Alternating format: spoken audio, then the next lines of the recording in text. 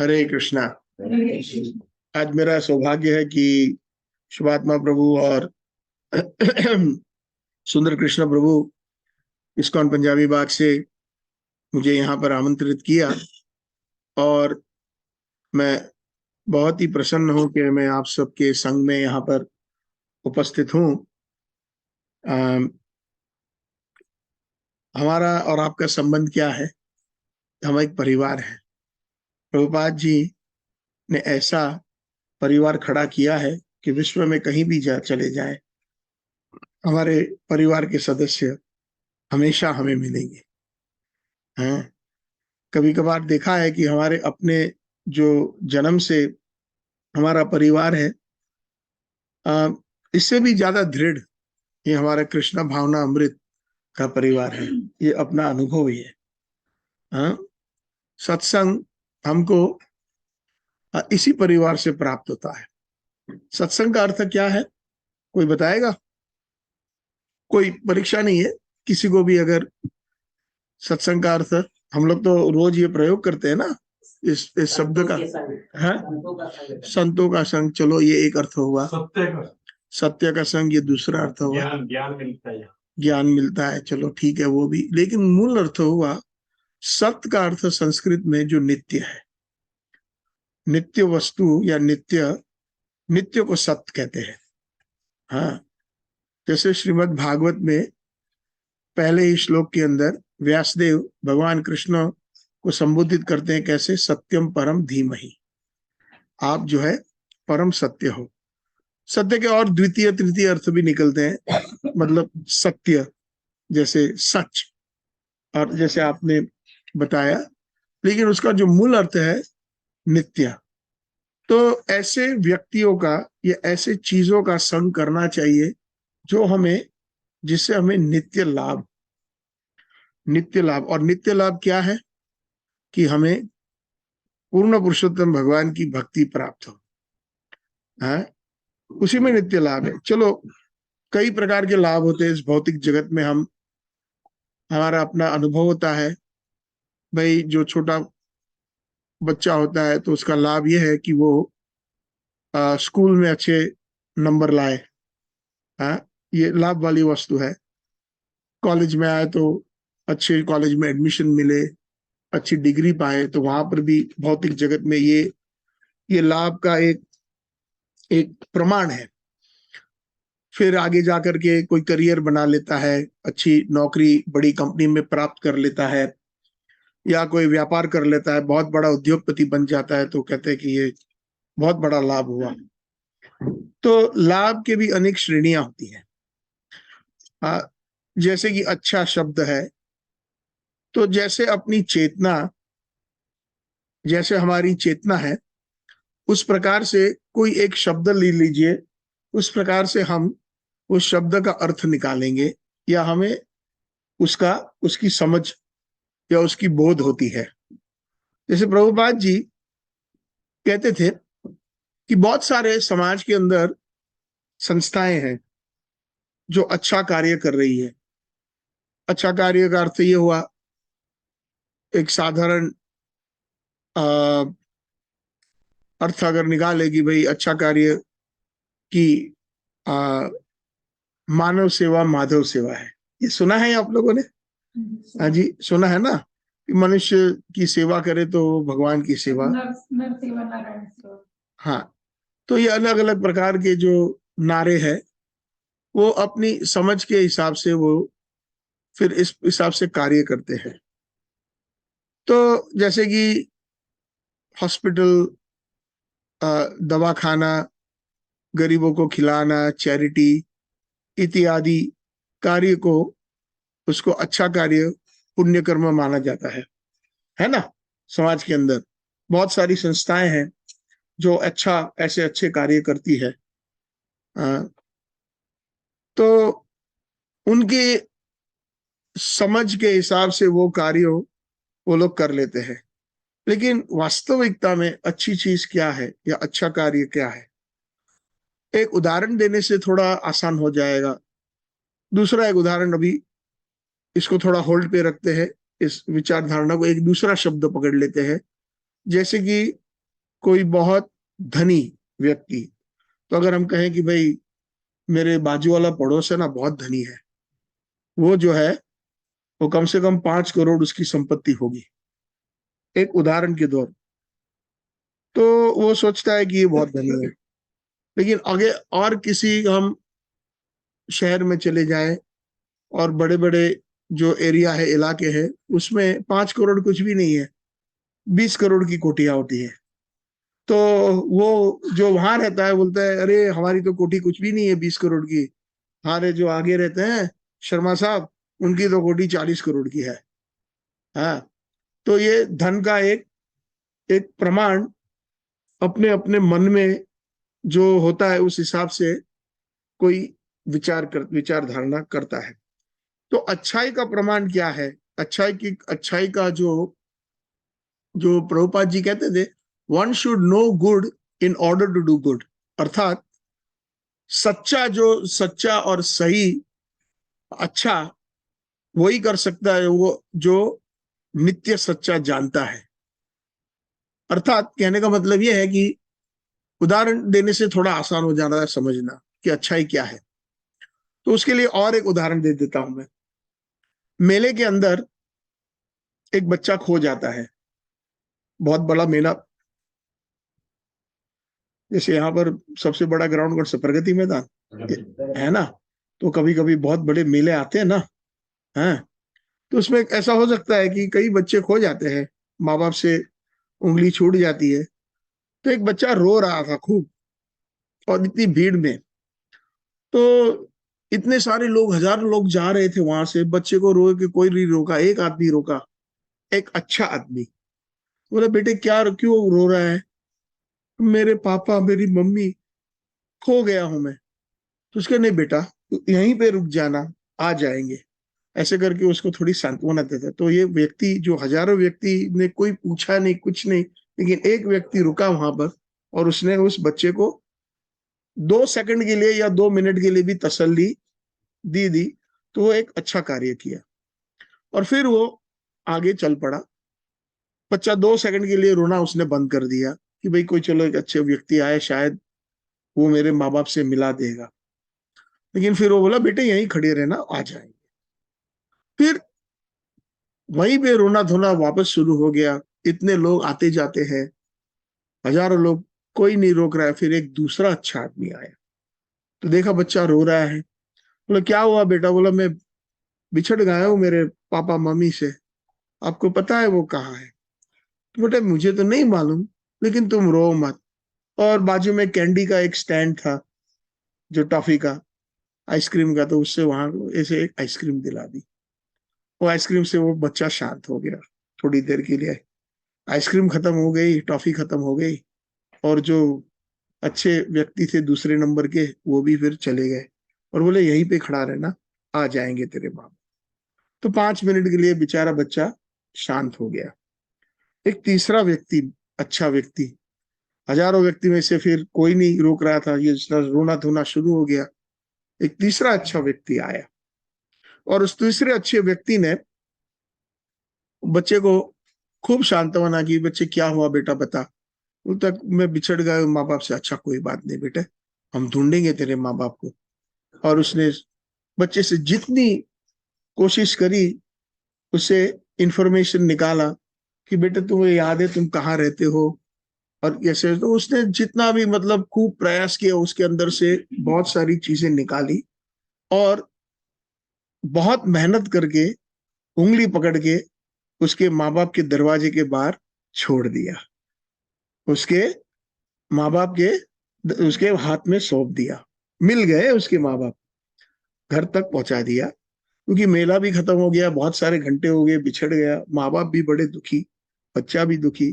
और ये, तो ये तीनों अच्छे व्यक्ति थे, मानते हैं ना, लेकिन उसमें से सर्वश्रेष्ठ अच्छा किसने किया? तीसरा नंबर। तो यही हमारे जो संत साधु है, जो सतगुरु है, प्रभुपाद जी जैसे, जो हमें हमारे नित्य पिताश्री, या हमारे सर्वस्व, तमेव माता च पिता तमेव, तमेव बंधु च सखा तमेव, तमेव सर्वम मम देव देव।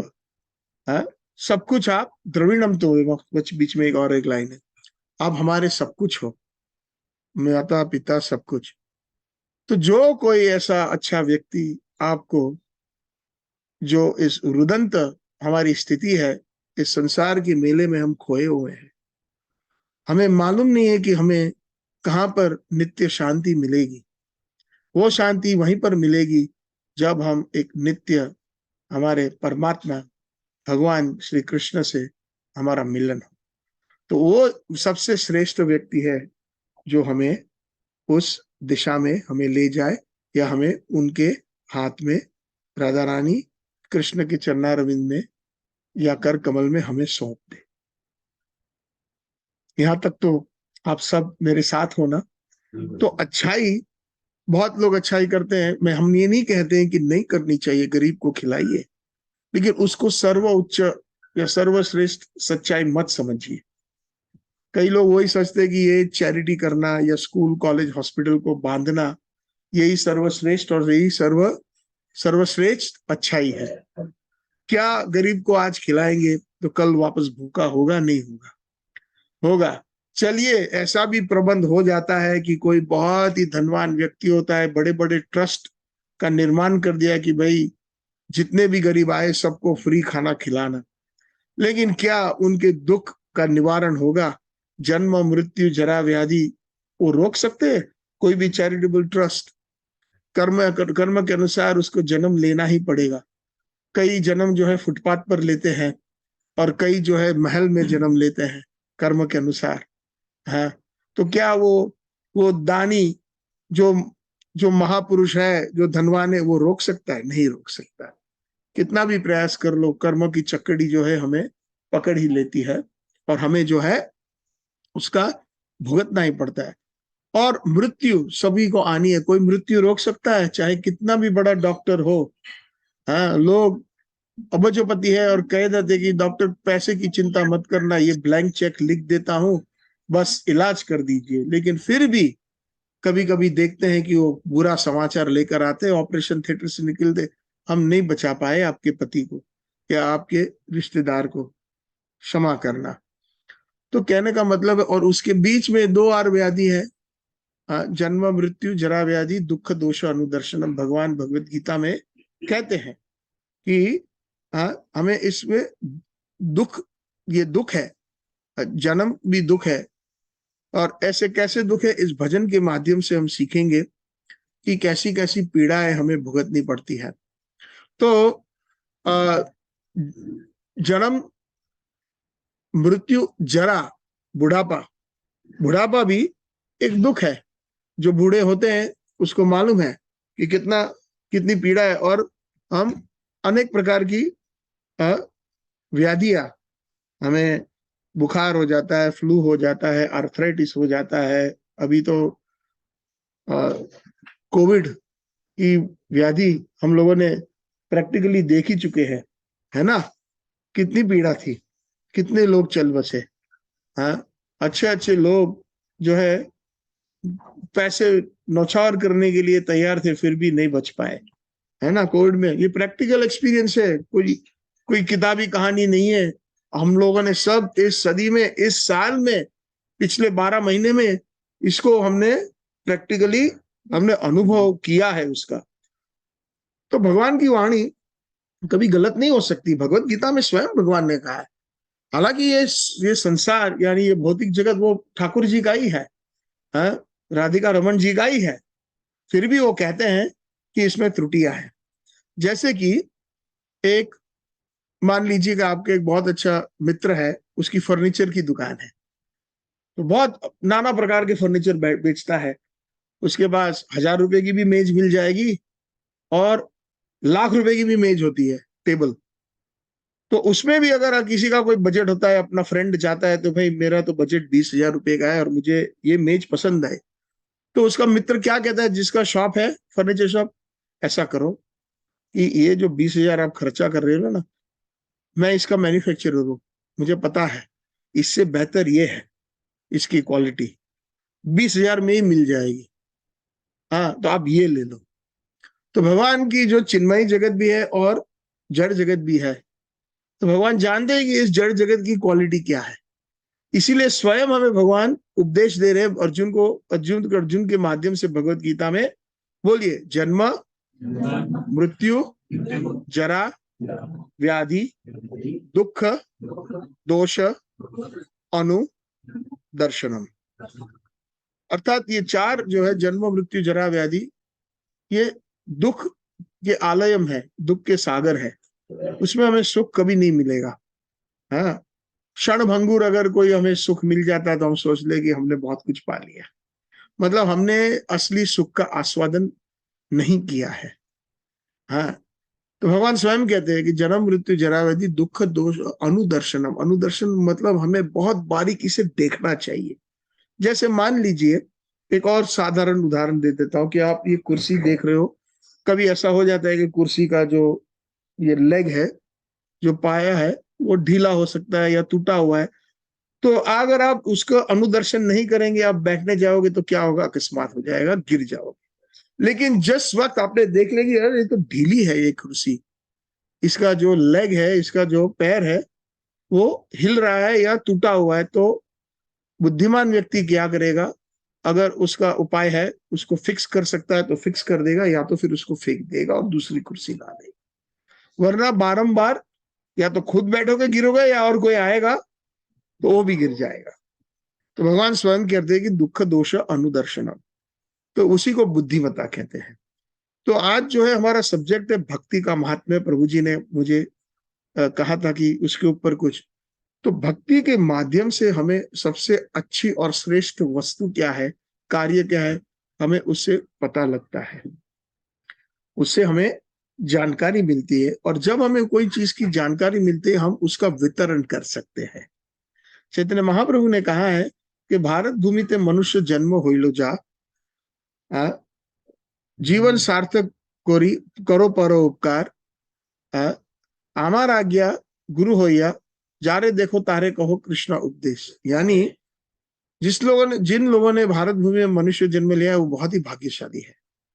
लेकिन आजकल देखा गया है कि हम वैदिक संस्कृति को भूले जा रहे हैं और पाश्चात्य देश की जो भी संस्कृति है उसको अपनाते हैं।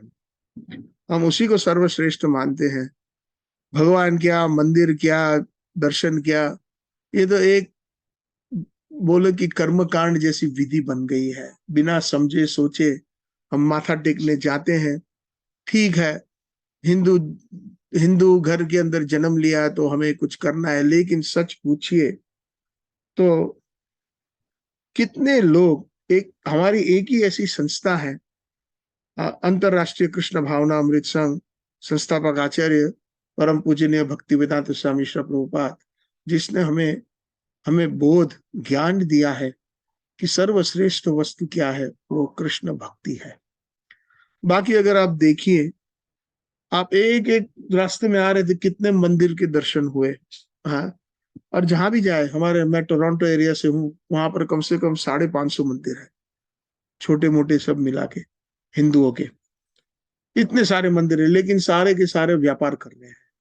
क्षमा करना, ऐसा शब्द का प्रयोग नहीं करना चाहिए, लेकिन ऐसा ही है हमारे। और व्यापार, प्रभुपाद कहते हैं कि दुनिया में जहां पर लोभी होते हैं, वहां पर जो है डेकॉइट लोग क्योंकि कमी नहीं होती है। हाँ, जहां पर धुतारों की कमी नहीं होती है, चीटर्स एंड द चीटेड। अगर हम चीट होना चाहते हैं तो चीटरों की कमी नहीं होती है। तो यही धर्म के साथ हो रहा है आजकल। आप सच में देखिए, अगर रास्ते में आप चले जाएं, आपके इसी मेन किसी रोड पे, और किसी को पूछिए कि भाई भगवान कौन है, भगवान की व्याख्या बताएं, भाई भगवान भगवान है, हमारी दुर्गा देवी भगवान है, और किसी को दूसरे आदमी को महादेव जी हमारे भगवान है, कृष्ण जी हमारे भगवान है, गणेश जी हमारे भगवान है, और कोई पकड़ लेगा जीसस क्राइस्ट हमारे भगवान है, अल्लाह हमारे भगवान है, इत्यादि। आप समझ गए मैं क्या कहता हूं। तो आप अगर बोलेंगे कि चलिए आप गणेश जी में उपासना करते हो तो गणेश जी के बारे में कुछ बताइए, 2 मिनट नहीं बता पाएंगे कि गणेश जी कौन है। गणेश जी का अर्थ क्या है आप बताइए, उसका अर्थ भी नहीं मालूम। गणों के ईश्वर, ईश्वर का मतलब जो कंट्रोल करता है, नियंत्रण करता है। और गण कैसा? देवताओं का गण, इसलिए उनको गणेश कहा गया है। जैसे हमारे स्कूल में जब थे तो मॉनिटर था ना क्लास में, स्टूडेंटों की लीडर। तो गणेश जी इतने बुद्धिमता, इतने अच्छे देवता है कि कई देवताओं के गण उसको मानते हैं, इसलिए उनको गणेश कहा गया है। हाँ, तो ऐसे ये तो क्योंकि गणेश जी का नाम मुख से निकला, वक्रतुंड महाकाय सूर्यकोटि समप्रभ निर्विघ्नं कुरुमे देवो शुभ कार्येषु सर्वदा या सर्व कार्येषु सर्वदा। तो भगवान कृष्ण ने उनको ऐसी, उनके ऊपर कृपा कर दी। यत पाद पल्लवम युगम विनिधाय कुंभ वंदे प्रणाम समय सगणादि राजा विघ्नाम विहुत लवस्य जगत त्रयस्य गोविंदमादि पुरुषम तमाहम भजामि। ये जगत के अंदर गणेश जी जितने भी विघ्न है, भौतिक विघ्न का विनाश करते हैं, विघ्नहारी है। तो कहां से उनकी शक्ति आए? तो ब्रह्मा जी कहते हैं ब्रह्म संहिता में कि जब उन्होंने प्रणाम किया भगवान श्री कृष्ण को, और जब उनके दंत जो तुमली चरणारविंद में, कृष्ण के चरणारविंद को स्पर्श किया, तो कृष्ण ने आशीर्वाद दिया कि तुम इस तीनों जगत में जितने भी विघ्न है वो आप जो है नष्ट कर सकोगे। तो ये सारी जो है जितने देवी देवता सारे वो कृष्ण के अधीन है। तुम ही सर्वे सर्वेश्वर व्रजेंद्र कुमार, आप सर्व ईश्वर के ईश्वर हो, हे नंद बाबा के कुमार, हे कृष्णा। तो कहने का तात्पर्य है कि अच्छाई हमें जानना चाहिए कि क्या है, और सर्वश्रेष्ठ भक्ति का महात्मा क्या है। भक्ति विनोद ठाकुर जी हमारे कौन है? कौन बताएगा एक लाइन में? भक्ति विनोद ठाकुर जी कौन है? हमारे प्रभुपाद जी के गुरुदेव कौन थे जी? नाम बोलिए, थोड़ा ऊंचा बोलिए। श्रीला भक्ति, श्रीला बोलना चाहिए। हाँ, श्रीला भक्ति सिद्धांत सरस्वती ठाकुर प्रभुपाद, वो भी प्रभुपाद है। प्रभुपाद एक बहुत बड़ा टाइटल है, जैसे प्रेसिडेंट, प्राइम मिनिस्टर एक एक जो है जो संबोधित करते हैं, जो राष्ट्र को कंट्रोल करता है। तो प्रभुपाद जहां पर जो प्रभु के चरणारविंद में संपूर्ण तरह से जो समर्पित हुआ है उसको प्रभुपाद कहते हैं। और दूसरा अर्थ ये भी हुआ कि जहां पर प्रभु है, मतलब जहां पर भक्तगण ऐसे वरिष्ठ आचार्य के चरण में जब आश्रय लेते तो उनको प्रभुपाद कहते हैं। तो हमारे जो चैतन्य महाप्रभु के बहुत सारे अनुयायी हैं वो प्रभुपाद है। रूप गोस्वामी प्रभुपाद, जो छठ गोस्वामी का नाम सुना है ना, है, तो उनको बोलते हैं रूप गोस्वामी प्रभुपाद है। सनातन गोस्वामी प्रभुपाद, जीव गोस्वामी प्रभुपाद, गोपाल भट्ट गोस्वामी प्रभुपाद, रघुनाथ दास गोस्वामी प्रभुपाद, रघुनाथ भट्ट गोस्वामी प्रभुपाद, भक्ति सिद्धांत सरस्वती गोस्वामी प्रभुपाद और भक्ति वेदांत स्वामी प्रभुपाद। तो ये सारे के सारे बहुत वरिष्ठ आचार्यगण है, और वो बहुत ही निकट के पार्षद है राधा कृष्ण के। नित्य लीला के अंदर भगवान के जो गोलोक वृंदावन में जो चिन्मयी धाम है उसके अंदर। तो भक्ति विनोद ठाकुर जी श्रीला प्रभुपाद जी के गुरुदेव के पिताश्री थे। उनके बंगाल के अंदर बहुत वरिष्ठ आचार्य, और उन्होंने खूब सारे भजनों की रचना करी। सारे शास्त्रों का जो निचोड़ है, श्रीमद् भागवत, चैतन्य चरितामृत और छड़ गोस्वामियों के जो बहुत ही सुंदर तत्व और रस के जो शास्त्र है, उन्होंने सुंदर निचोड़ करके बहुत ही सरल भाषा में उन्होंने भक्ति का जो महात्म्य है उन्होंने भजन के माध्यम से आम पब्लिक जो है वो समझ पाए, उसका निचोड़ और उसका सार भजन के माध्यम से उन्होंने उन्होंने प्रस्तुत किए। अनेकों भजन, उन्होंने कम से कम छोटी मोटी 100 किताबें लिखी है। हाँ जी। और वो स्वयं बहुत बड़े जज थे ब्रिटिश के जमाने में। आज से लगभग 160-170 वर्ष पहले की बात है। उस समय में तो जितने भी जज थे सारे गोरे थे, लेकिन वो इतने पढ़े लिखे थे और इतने उनका मतलब सांसारिक तरीके से भी देखो बहुत बड़े विद्वान थे। और जहां पर गोरे लोग बैठे हैं उनमें कोई गुलाम देश का कोई व्यक्ति जिसकी चमड़ी गोरी नहीं है, आज भी अगर हम विदेश जाते तो डिस्क्रिमिनेशन होता है। हम चाहे कितने भी भारत के कितने भी बड़े डॉक्टर हो, इंजीनियर हो, बड़े बड़े नाम हो, लेकिन गोरों के सामने कहीं ना कहीं स्टोर में चले जाओ, ये या बस में चले जाओ, ट्रेन में चले जाओ, तो हमारे तरफ कभी कभी ऐसे देख लेते हैं कि यू डोंट बिलोंग हियर, आप इस हमारी कंट्री में आप वैसे स्वागत नहीं है। और अगर आप यूके ब्रिटेन में चले जाओ तो वहां पर और भी पक्षपात होता है, क्योंकि ये जो है ना देहात्म बुद्धि इतनी इतनी मतलब दृढ़ तरह से बैठी हुई है कि वो चमड़ी के कलर से, और उसमें भी कई कई कई बार ये जो रोग है चमड़ी का, वो हमारे संस्थाओं में भी घुस चुका है। कई बार देखे हैं कि हमारी संस्था में बहुत सारे लोग, खास करके अंतर्राष्ट्रीय कृष्ण भावना संघ में बहुत सारे भक्त लोग विदेशी भी है। तो हमारी भी जो भारतीयों की जो मेंटालिटी है अभी गुलामी की गई नहीं है। हमने देखा है प्रायः कि हमारा कोई इंडियन भक्त खड़ा है, वरिष्ठ है, लेकिन कोई गोरा भक्त आता है तो उसको पहले हार पहनाते हैं, पहले उसकी वाह वाह करते हैं, पहले उसके पीछे भागते हैं। लेकिन हमारे अपने जो, मैं ये देहात्म बुद्धि पे बात नहीं करना चाहता हूं, लेकिन देखा है कि ऐसा होता है, क्योंकि हम, हमारी जो संस्कृति है, हम सबका स्वागत करते हैं। इसी वजह से जो है मुगल घुस पाए, इसी वजह से सिकंदर घुस पाया, इसी वजह से जो ब्रिटिश लोग घुस पाए, क्योंकि सनातन धर्म में एक विशालता है कि जो इसी वजह से ईरान से जो पारसी वगैरह है वो सब भारत में आ पाए। जो पोर्चुगीज वाले थे गोवा में, उन्होंने एस्टैब्लिश किया। भारत एक ऐसा देश है जहां पर सनातन धर्म का जो एक सबसे बड़ा, बहुत बहुत ही मतलब उसकी जो आत्म साक्षात्कार की एक बहुत जो उसकी बुनियाद है कि मैं ये शरीर नहीं हूं, मैं आत्मा हूं। तो पहले जो हमारे पूर्वज जो थे वो विद्वान थे, वो समझते थे ये। तो अगर यद्यपि कोई काला पीला धोला कहीं से भी, जैसे कि नॉर्थ से बहुत सारे बुद्धिस्ट लोग आए, तिब्बत से, चाइना से, तो उनका भी स्वागत किया है, क्योंकि उन्होंने देखा कि हम शरीर से हम कोई संबंध नहीं है, ये आत्मा है, प्रभु का अंश है।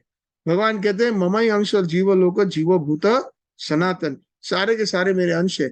लेकिन हमारी जो है सनातन धर्म पूरी प्रदूषित हो गई। ये सब दूसरे जो जिनको हमने पनाह दिया उन्होंने ही हमारी संस्कृति को बिगाड़ दिया, हमारे संस्कारों को बिगाड़ दिया, हमारे बच्चों को बिगाड़ दिया, हमको बिगाड़ दिया। जबरदस्ती कन्वर्ट कर दिया क्रिश्चियनिटी है, जबरदस्ती मुसलमानों ने तो मार मार के लोगों को, ब्राह्मणों को, वैष्णव को चोटियां काट दी, वृंदावन सारा खत्म कर दिया था। औरंगजेब जैसे अत्याचारी जो आतंकवादी आए, मंदिरों खंडित कर दिए, भगवान के श्री विग्रह आदि, जिसने पनाह दिया उन्हीं के ऊपर उन्होंने अत्याचार किया, और हमने ये स्वीकार करना है, हमारी आदत बन गई। जैसे समय का जो है समय की धारणा गई। तो आज भी इतना इंडिपेंडेंस मिलने के बाद भी, स्वतंत्रता मिलने के बाद भी, हमारी जो स्लेव की मेंटालिटी है इन गोरों के प्रत्ये, विदेशी के प्रत्ये अभी भी गई नहीं है। सूक्ष्म सूक्ष्म तरीके से वो है। हम पक्षपात करेंगे अपने से ही। हमने देखा है प्रायः कि जब हम वहां पर वर्ल्ड में कहीं जगह घूमे हैं, तो कोई हमारा इंडियन बॉडी का कोई होता है, देह का, एयरपोर्ट पे उसकी नौकरी लगी हुई है, बड़ा ऑफिसर भी होता है, कभी उसको पुलिस में भी उसकी है, तो वो देखता है कि कोई अगर गोरा है उसने गलती कर दी तो उसको चालान, वो सॉरी बोल देगा, चालान नहीं काटता है। लेकिन अपनी बिरादरी का कोई अगर गलती कर देता है तो उसको बोलते हैं नहीं चालान कटेगा ही नहीं, आपको ये होगा ही। तो वो दूसरे गोरे बॉस को दिखाना चाहता है कि मैं काम करता हूँ। यही बात हमारे जो जितने भी इंडियन आते हैं बड़ी बड़ी कंपनी में, वहां पर जॉब करते हैं, डेल, माइक्रोसॉफ्ट, बड़ी बड़ी कंपनी में जहां पर जॉब करते हैं, वहां पर गोरो बॉस को इतना इम्प्रेस करते हैं, अपने इंडियनों को ही नीचा दिखा करके, अपने जो कलीग होते हैं, क्योंकि आईटी में तो आप जानते हैं कि कितने सारे इंडियन माहिर है मेडिकल फील्ड में भी। तो वो क्या करते हैं कि वो 8 घंटे की जॉब होगी, सारे गोरे चले जाएंगे, लेकिन वो 10 घंटे बैठेंगे। अब वो 10 घंटे बैठेंगे तो अपने आप में दूसरे इंडियन है वो भी 10 नहीं 11 घंटे बैठेंगे इंप्रेस करने के लिए। और जो गोरा होगा वो जो है 5 बज के 1 मिनट पहले वो निकल जाएगा, और सुबह 8 बजे के या 9 बजे की टोक पे आएगा। और इंडियन होगा वो सुबह 7:30 बजे आ जाएगा। तो एक एक हमारी एक बहुत गंदी एक कंपटीशन एक दूसरे में बीच में खड़ा करते हैं, चापलूसी करेंगे एक दूसरे की। तो ये एक बहुत मतलब ये देहात्म बुद्धि बहुत डेंजरस होता है। और हमारे प्रभुपाद जी ने ये सिखाया कि हम ये देह नहीं है, इसी को बोलते हैं भक्ति का महात्म्य, हम आत्मा है। तो ये शास्त्र का एक जो है इस भजन के माध्यम से ये जो है श्रीमद् भागवतम के तीसरे स्कंद में कपिल देव और देहूती माता का संवाद और कई अलग अलग जो शास्त्रों का जो निचोड़ है इस भजन के माध्यम से, जो ये इसका जो संदेश है और इसका जो प्रभाव है वो बिल्कुल आप यकीन कीजिए, आप भूतकाल भविष्यकाल और वर्तमान काल में ये एवरग्रीन है। ये जो भजन है ये सारे के सारे, ऐसा नहीं है कि ये चलो पूर्वज काल में ये पास्ट में इसका मायने रखता था, अब तो ये मॉडर्न आ गया दिन। आज का दिन, आज के जो दिन है वो बड़े मॉडर्न सोसाइटी है, तो इसमें ये जो है इसकी कोई वैल्यू नहीं है। तो आइए इस भजन के अंदर प्रवेश करते और भक्ति का महात्म्य हम थोड़ा समझे। और आचार्य की वाणी जो होती है वो वो क्या है, वेद वाक्य होता है। क्योंकि उनको कहते हैं भागवत दो प्रकार के होते हैं। हाँ, एक तो भागवत शास्त्र होता है और दूसरा भागवत व्यक्ति होता है। जो भागवत शास्त्र को पी गया और भागवत शास्त्र अपने जीवन में आचरण करता है, इसीलिए उसको आचार्य कहते हैं। आचार्य सिर्फ नाम से नहीं होता है, आचार्य उसको कहते हैं जो आचरण से सिखाता है। आजकल तो ऐसे ऐसे नाम लग जाते हैं, गोस्वामी जी, आचार्य जी, 108 फलाना ढिकड़ा, लेकिन उनमें कोई आचरण ना होता है, ना उनको कृष्ण के बारे में मालूम, ना उनको भक्ति क्या है उनको कोई आइडिया नहीं है। लेकिन होलसेल में चीट कर रहे हैं और लोग चीट हो रहे हैं। अब यद्यपि अगर इतने सारे चैनल में आस्था चैनल, ये चैनल, दूसरा कौन से चैनल है प्रभु यहाँ पर, संस्कार इत्यादि, 24 घंटे ऐसा ही चल रहा है। अब और हम देख सकते हैं कृपा प्रभुपाद जी ने हमें एक बहुत अच्छी अपॉर्चुनिटी दी है, एक तक दी है, क्या कि एक बहुत अच्छे हम जोहरी बने। हाँ, एक अच्छा जोहरी होता है ना, उसको तुरंत पहचान लेता है ये हीरा है या कांच है, दोनों दिखने में तो सेम है, हाथ में पकड़ लिया, हम आप नहीं पहचान पाएंगे।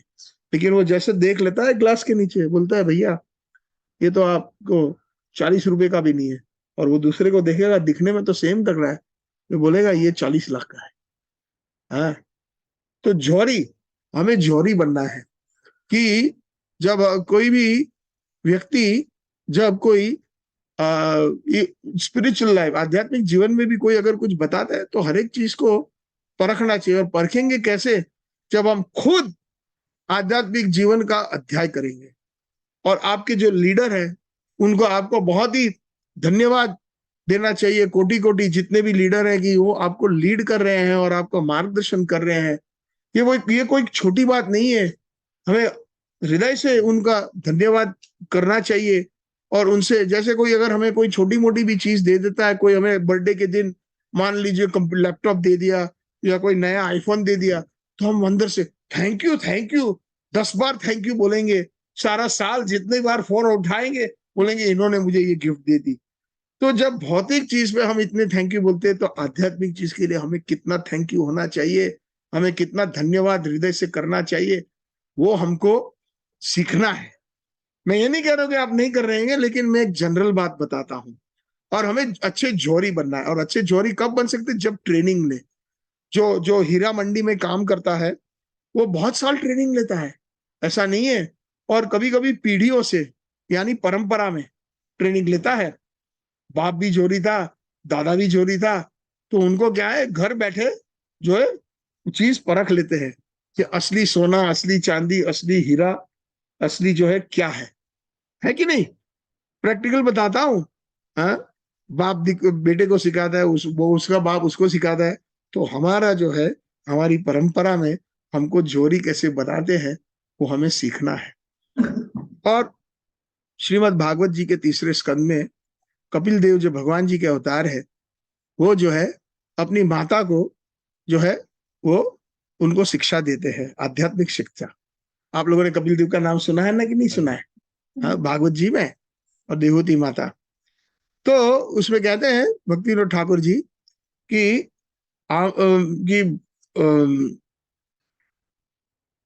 भूलिया तुम्हारे संसारे आशिया पेये नाना विध व्यथा। हे प्रभु, ये प्रभु से प्रार्थना करते हैं भक्ति विनोद ठाकुर जी, ये आचार्य, कि मैं भूल कर आपको भूल करके आपसे विमुख हो गया। मैं आपकी स्मृति, मैं मेरी स्मृति ऐसी भ्रमित हो गई कि मैं आपको भूल भूल गया हूं। इसीलिए मैं इस संसार में मैं आया हूं। संसार में आने का कारण क्या है? कोई सोचेगा कि भाई चिन्मयी जगत है, चिन्मयी जगत तो 75% है, शास्त्रों में ये उसका वर्णन किया है, और भौतिक जगत 25% है। और हम तो इस भौतिक जगत का अगर आप छोटो एक अणु ले लो, जैसे हमारे बाल है, जैसे आत्मा की जो साइज है, मान लो वहीं कहीं हमारा जो पृथ्वी है इतना छोटा है, इतना 25% में भी 25% जो भौतिक जगत है उसके अंदर अगर आप देखो, आसमान में बाहर निकलेंगे, रात्रि का समय है, कितने चांद, कितने तारे, कितने दूर दूर और कितने बड़े हैं इस पृथ्वी से, और कितने मंडल हैं, तारों का मंडल, अलग अलग यूनिवर्सेस जिसको हम कहते हैं, और वो सारे 25% में। और हमने तो सोचा कि कई लोग सोचते हैं कि अमेरिकन लोग या जो भी पहले 1960, 65, 70, 71, 72 में कि हम लोगों ने चंद्रमा पर हम गए थे, वैसे वहां पर तो पहुंचे ही नहीं है। प्रभुपाद जी ने स्पष्ट बता दिया, क्योंकि बहुत सारी चीजें जो है स्पेस के अंदर, अंतरिक्ष के अंदर, कोई भी चीज छोड़ दो, जैसे मान लीजिए ये टेबल है, अंतरिक्ष में मान लो रॉकेट के अंदर गए और उसको छोड़ दिया, तो ये टेबल, इतना बड़ा टेबल, या इवन मान लो ये पूरा मकान भी कैसे पहुंच गया, तो अंतरिक्ष में छोड़ गया, तो बिल्कुल रुई की तरह वो घूमेगा अंतरिक्ष के अंदर। उसको बोलते हैं वेटलेसनेस। वहां पर जो है ग्रेविटी नहीं होती है, क्या बोलते हैं, गुरुत्वाकर्षण, हाँ, वो नहीं होता है। तो वो जब ग्रेविटी नहीं होती है, तो ऐसे ये इस पृथ्वी से भी कई हजारों, 10,000, करोड़ों गुना बड़े बड़े जो है चट्टाने हैं जो घूम रही है स्पेस में, स्पेस के अंतरिक्ष के अंदर। तो इनका जो रॉकेट है अमेरिकनों का, बाद में कोलैबोरेशन में रशियनों के साथ, जर्मनी, जापान के साथ, उन्होंने वहीं पर जो है लैंड किया, जो अपोलो 11 उस टाइम की वो, और उन्होंने जो जो टैक्स पे करते हैं ना, पैसे कहां से लाते, कोई भी इतना बड़ा प्रोजेक्ट है तो ट्रिलियंस ऑफ डॉलर्स में, हाँ, खरबों डॉलरों का खर्चा आता है एक रॉकेट छोड़ने में, उसके पीछे ट्रेनिंग देने में। पैसा कहां से आते? सारे जो कर दे हैं उन्हीं से, टैक्स पेयर के पैसे से ही आता है।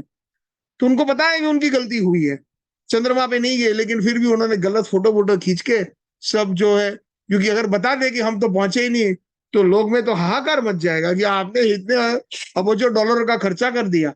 और देखिए, मानिए अगर वो सच्ची में चंद्रमा पहुंचे हैं, तो 1972, 74 के बाद आज कितने साल हो गए? 74 से आज कितने, 48, 50 ईयर्स हो गए। तो कोई अभी क्यों बात नहीं कर रहा है? कितने एडवांस, जितने अमेरिका है, जापान है, जर्मनी है, यूके है, हैं? क्यों बात नहीं कर रहा है जाने का? चलो मिशन में गए, थोड़ा सा भी सक्सेस मिलेगा तो आदमी और भी ट्राई करेगा ना। और इतनी कंपटीशन है इस भौतिक जगत के अंदर, जैसे कुत्ते लड़ते हैं एक रोटी के पीछे, तो सब अपना जो है एक ईश्वरता, कंट्रोलिंग करने का, पावर होने का वो दिखाना चाहते हैं कि हम पहले पहुंचेंगे, हम पहले पहुंचेंगे। अरे आप क्या पहुंचे, हम पहुंचेंगे। कोई पहुंचा नहीं है। प्रभुपाद जी ने, क्योंकि प्रभुपाद जी कहते हैं कि इस पृथ्वी से चंद्रमा एक ही, इस ब्रह्मांड 14 भुवन के अंदर 6 स्वर्गीय लोक है, बीच में हमारा पृथ्वी है, भूमंडल, और इसके नीचे 7 नारकीय लोक है, एक ब्रह्मांड, और सबसे छोटा ब्रह्मांड है, और करोड़ों करोड़ों मील दूर है एक सूर्य और एक ही चंद्र है। तो हमारे पास ऐसा कोई यंत्र है ही नहीं कि करोड़ों मील जा सके। और ऐसा यंत्र मतलब अगर सूर्य के पास या चंद्र के पास अगर आ भी जाए, तो बिल्कुल उसका विस्फोट हो जाए। चंद्रमा में इतना टेम्परेचर, इतना माइनस चलता है कि कोई भी चीज, जैसे सबसे बढ़िया प्लेटिनम या क्या भी, जो उसको क्या बोलते हैं आजकल, जो जो स्पेस के जो मेटल्स यूज करते हैं, नहीं सिलिकॉन नहीं, आ, नाम भूल गया, स्पेशल एलॉयज होते हैं जो बहुत हीट भी पकड़ लेते हैं। मतलब हर एक चीज की सीमा होती है। जैसे ये स्टील है, अगर आप इसको गैस पे रखो तो ये लाल नहीं होगा, लेकिन हाँ, हरी सही, लेकिन इसको अगर भट्टी में डाल दो तो ये लाल हो जाएगा, क्योंकि ये उसी में से बन के आया है ना। लोहे को मार मार के फैक्ट्री में जब उसकी जब अवस्था होती है तो बिल्कुल लाल, आग के समान होता है। उसका टेम्परेचर कितना होता है? 1000-2000 डिग्री होता है। और हमारे घर में जो स्टोव के ऊपर टेम्परेचर कितना है? 200 डिग्री, 200-300 डिग्री होगा, ज्यादा नहीं होगा, मैं अनुमान लगाता हूँ। तो हर एक चीज की सीमा होती है। अगर ये 3000 डिग्री पे करो तो ये बिल्कुल पानी हो जाएगा। एक इसके ऊपर 4000 डिग्री, 5000 डिग्री मार तो बिल्कुल भस्म हो जाएगा, मतलब देखने को भी नहीं मिलेगा। इसका जो है बिल्कुल, मतलब उसको भस्म, जो जैसे फटाका फोड़ते तो कैसे उसका जो धुआं होता है। हाँ, हाँ बिल्कुल। तो ये कोई भी ऐसा हमारे पास, हमारी ऐसी योग्यता नहीं है कि हम वहां पर पहुंचे। और पास में भी, मतलब ऐसे मान ली कि करोड़ मील उसके पास भी, अगर कहते हैं कि सूर्य 1 डिग्री भी थोड़ा आगे आ गया तो ये पूरी पृथ्वी नष्ट हो जाएगी, इतनी गर्मी हो जाएगी। और सूर्य थोड़ी 1 डिग्री पीछे हट गया तो पूरा स्नो से कवर हो जाएगा, बर्फ से नष्ट हो जाएंगे हम सर्दी में। तो और जो चंद्रमा है उसमें हजारों डिग्री माइनस में चल रहा है। तो ऐसी कोई चीज अगर हजारों डिग्री माइनस में, तो ये बिल्कुल उसका भुक्का बन जाए, उसका टूट जाए, उसका पाउडर बन जाए। हाँ, उसका जो है बिल्कुल। तो ऐसा कोई है ही नहीं हमारे पास, ऐसा कोई मटेरियल इस भौतिक जगत में। तो प्रभुपाद जी कहते हैं उसके लिए स्पेशल शरीर चाहिए, उसके लिए सिद्धियां चाहिए। ऐसा नहीं है कि सिद्ध लोग के जो जो जो ऋषि वो जा सकते हैं सूर्य चंद्र आदि के ऊपर, लेकिन ऐसा स्पेशल शरीर होता है। सूर्य में अगर जाना है, प्रवेश करना है, वहां पर हमें पता है कौन है, तो सूर्य देव, उनका नाम क्या है? विवस्वान है। तो व्यक्ति है वहां पर, लेकिन हम उनको देख नहीं पाते क्योंकि हमारे ऐसी आंखें नहीं। और उनका सारा जितने भी सूर्य लोक में, जैसे हम पृथ्वी पे, दिल्ली की कितनी प्रजा होगी अंदाजन आबादी? 2 करोड़। भारत की 135 करोड़। और पूरे पूरे विश्व की कितनी? 800 करोड़। तो सूर्य तो ऐसे अगर करोड़ों पृथ्वी जमा करे उतना बड़ा है, तो उसमें कितने लोग होंगे? और लेकिन उनके शरीर कैसे होते हैं? आग के समान। आग का शरीर होता है, आग जला नहीं सकता। चंद्रमा में ऐसे शरीर होते हैं जो बिल्कुल -2000 डिग्रीज, 2000 डिग्री बिलो माइनस में चले जाए तो भी उनका शरीर ऐसा है कि उनको कुछ, जैसे पानी में मछली होती है। मैं और कुछ ऐसे एग्जांपल्स दे रहा हूं जिससे हमें सरलता हो जाए। मैं एक सर्टिफाइड स्कूबा डाइवर हूँ। मैं समुद्र में जाके डाइविंग करता हूँ, जो एयर का टैंक लेकर के नीचे समुद्र में, नीचे वर्ल्ड में कई जगह में गया हूँ। और खास करके मुझे ये और भी शौक इसीलिए है कि भगवान की जो सृष्टि है इतनी सुंदर है समुद्र के नीचे। उसका तो मैं, मतलब उसका तो उसी जो उस दृष्टिकोण से देखा जाए तो सच्ची में भगवान की सृष्टि इतनी सुंदर है। तो जब हम जाते हैं समुद्र के अंदर, तो जितना हम गहरा 1-1 फुट जाते हैं उतना प्रेशर बढ़ता है। यद्यपि अगर आपने कहीं 30 फुट के स्विमिंग पूल में, किसी ने यहाँ स्विमिंग किया है? कहीं नहीं, किसी ने भी नहीं किया। हम आपने किया है? तो जब जैसे आप 20-25 फुट के नीचे जाएंगे ना, तो कान पे प्रेशर आएगा। आता है नहीं आता है? आता है ना? तो उसको आपको इक्वलाइज करना पड़ता है। इक्वलाइज कैसे करते हैं? नाक दबा देते हैं ऐसे। तो उसमें जैसे प्लेन में चलते हो ना, हाँ, तो खुल जाता है। तो जितना ऊंडा जाओ, आपको हर हर 5 फुट 10 फुट पे इक्वलाइजेशन करो। अगर नहीं करो तो आपका शरीर नष्ट हो जाएगा, आपकी नसें फट जाएगी, आप उधर उधर ही आपका ब्रेन हेमरेज हो जाएगा। तो ये सारी ट्रेनिंग होती है। तो आप सोच सकते हो। और हमारी सीमा होती है, हमारे सर्टिफाइड डाइवर है, हमारे एडवांस कोर्स में भी 145, 145 फीट से ज्यादा नहीं जा सकते। जो और उसके आगे भी जो टेक्निकल डाइवर है, वो 200 फुट से ज्यादा नहीं जा सकते हैं। टेक्निकल डाइवर वो होते हैं जो आर्मी नेवी में, जो बड़े बड़े जो नेवी सील्स होते हैं, जो जो गवर्नमेंट के जो कार्य करते हैं, जो वॉर में वो जाते हैं, वो और कभी कभी जो सबमरीन आदि को रिपेयरिंग करते हैं, वेल्डिंग करते हैं। तो वो सीमा होती है। लेकिन मैं ऐसी ऐसी जगह गया हूँ वर्ल्ड के अंदर जहां पर डाइविंग किया है, लेकिन 145 की लिमिट है, लेकिन उसके नीचे बॉटम नहीं दिखता है। और जब हम, हमारे जो साथ में जो इंस्ट्रक्टर्स होते हैं, पूछे कि भाई इसकी इसकी गहराई कितनी है, तो बोलते हैं कम से कम 30,000 फुट, 30,000 फीट समुद्र में नीचे। कई जगह ऐसी है समुद्र में जो 50,000, 60 फुट ऊंधा है, आप देख ही नहीं सकते हो उसका नीचे। लेकिन फिर भी वहां पर मछलियां या जंतु रहते हैं। और आप सोच सकते हैं भगवान की सृष्टि में कि हमारा शरीर अगर 200 फुट के नीचे जाए, चाहे कितने भी ऑक्सीजन ले लो, जो भी ले लो, खत्म हो जाएगा, नहीं जा सकते। और जितना ऊंडा जाएंगे उतना आपका ऑक्सीजन टैंक जो है, जो एयर का टैंक, 10 मिनट में खत्म हो जाएगा। अगर आप 20 फुट पे है तो 1 घंटा 1.5 घंटा चल सकता है। और जब आप, एग्जाम्पल दे रहा हूं, अब 50 फुट गए तो आप 40 मिनट 45 मिनट कंफर्टेबली जा सकते हो, लेकिन उसके बाद ऊपर आना पड़ेगा, खत्म हो जाएगा। हमारे पास मीटर होता है, तो जब 500 PSI रह जाता है हमको ऊपर आना ही पड़ता है कंपलसरी। तो और अगर हम 140 फुट पे गए तो हमारा मैक्सिमम 20 मिनट डाउन टाइम होता है, अंडर वाटर टाइम। 20 मिनट से ज्यादा नहीं रह सकते। मतलब अगर 20 मिनट से ज्यादा है तो ऊपर आने का जब आएंगे तो हमारे पास रहेगा नहीं है, क्योंकि इतना कंजम्पशन ज्यादा होता है उसमें लंग्स के अंदर।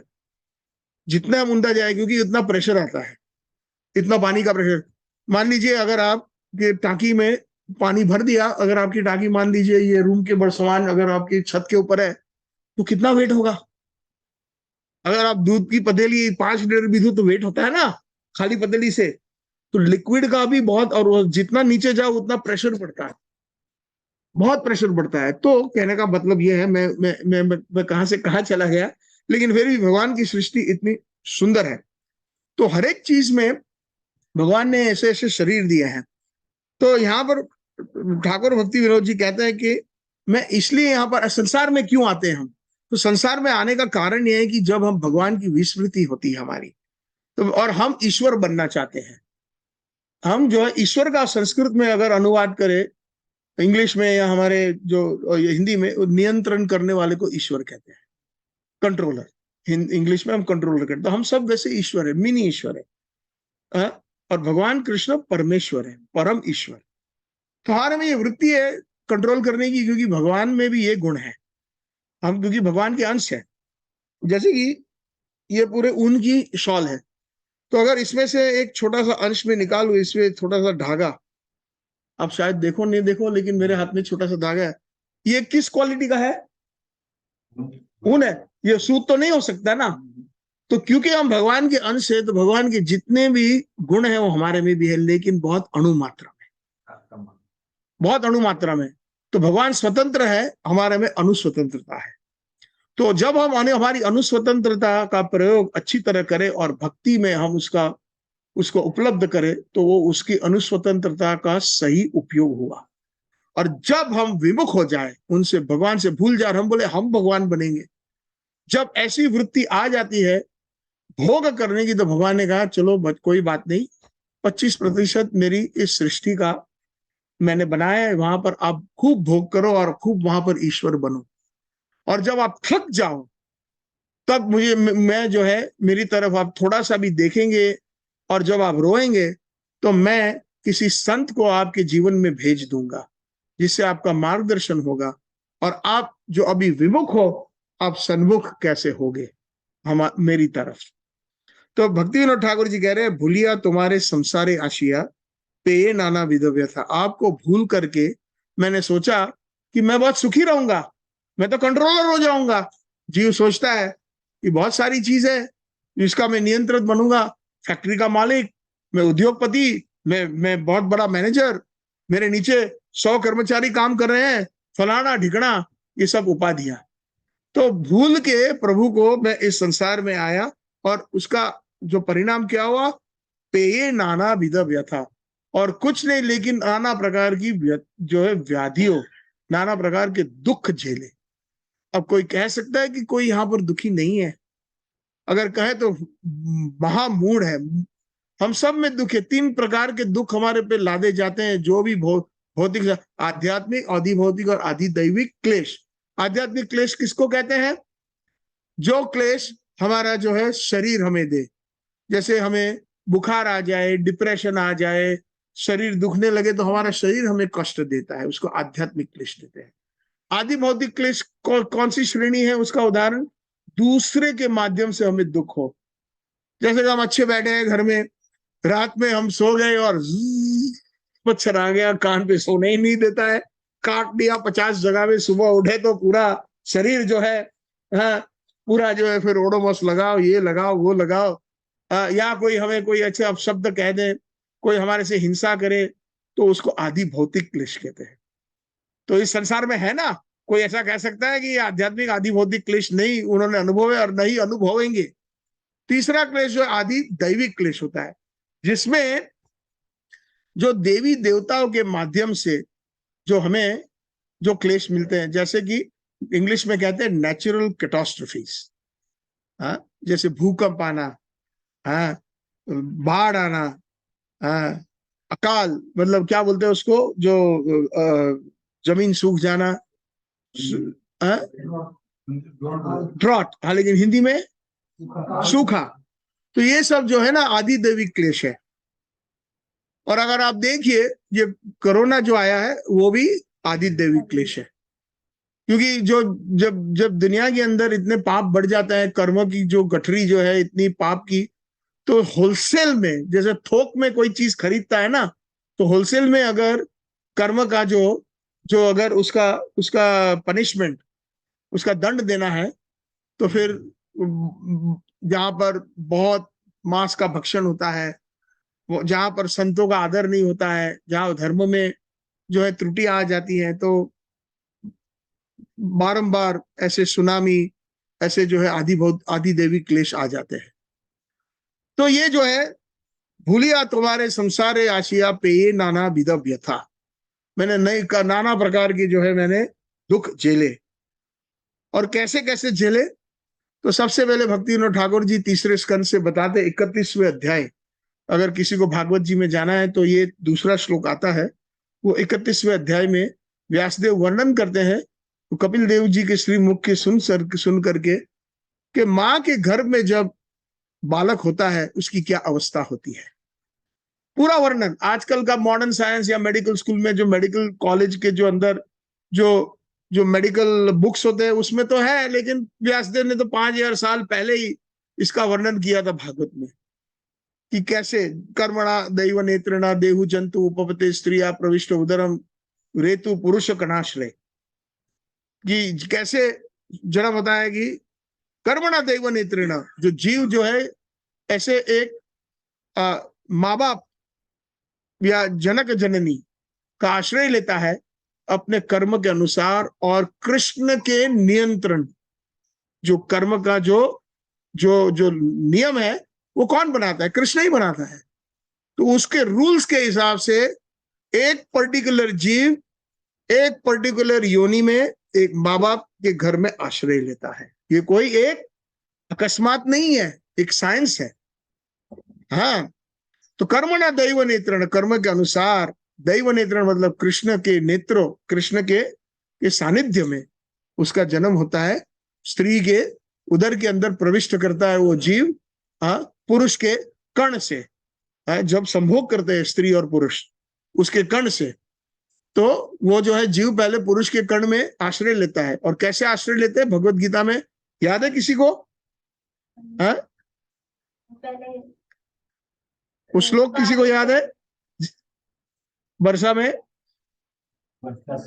हाँ, वर्षा से जब नीचे गिरती है बारिश, मैं भी वो श्लोक भूल गया, बहुत साल हो गए, याद नहीं आ रहा, लेकिन उसका सार ये है कि उसमें से जो अन्न है, और अन्न में पहले जीव जो है आश्रय लेता है, और जब पुरुष खास करके वो अन्न खाता है तो उसके जो कर्ण में जो प्रक्रिया करते हैं जब संभोग, उसमें जो उसके अंदर वो आश्रय लेता है, और फिर जब स्त्री के साथ संभोग करता है तो वो ट्रांसफर हो जाता है वो जीव स्त्री के अंदर, उसके उदर के अंदर। तो जननी जठरे छिल्ला में जाखो ने विषम बंधन पाशे, तो मैं मेरी माता की जब के उसकी उनके पेट उनके घर में था, तब जो है मैंने बहुत बहुत नाना प्रकार के बहुत दुख झेले। कैसे?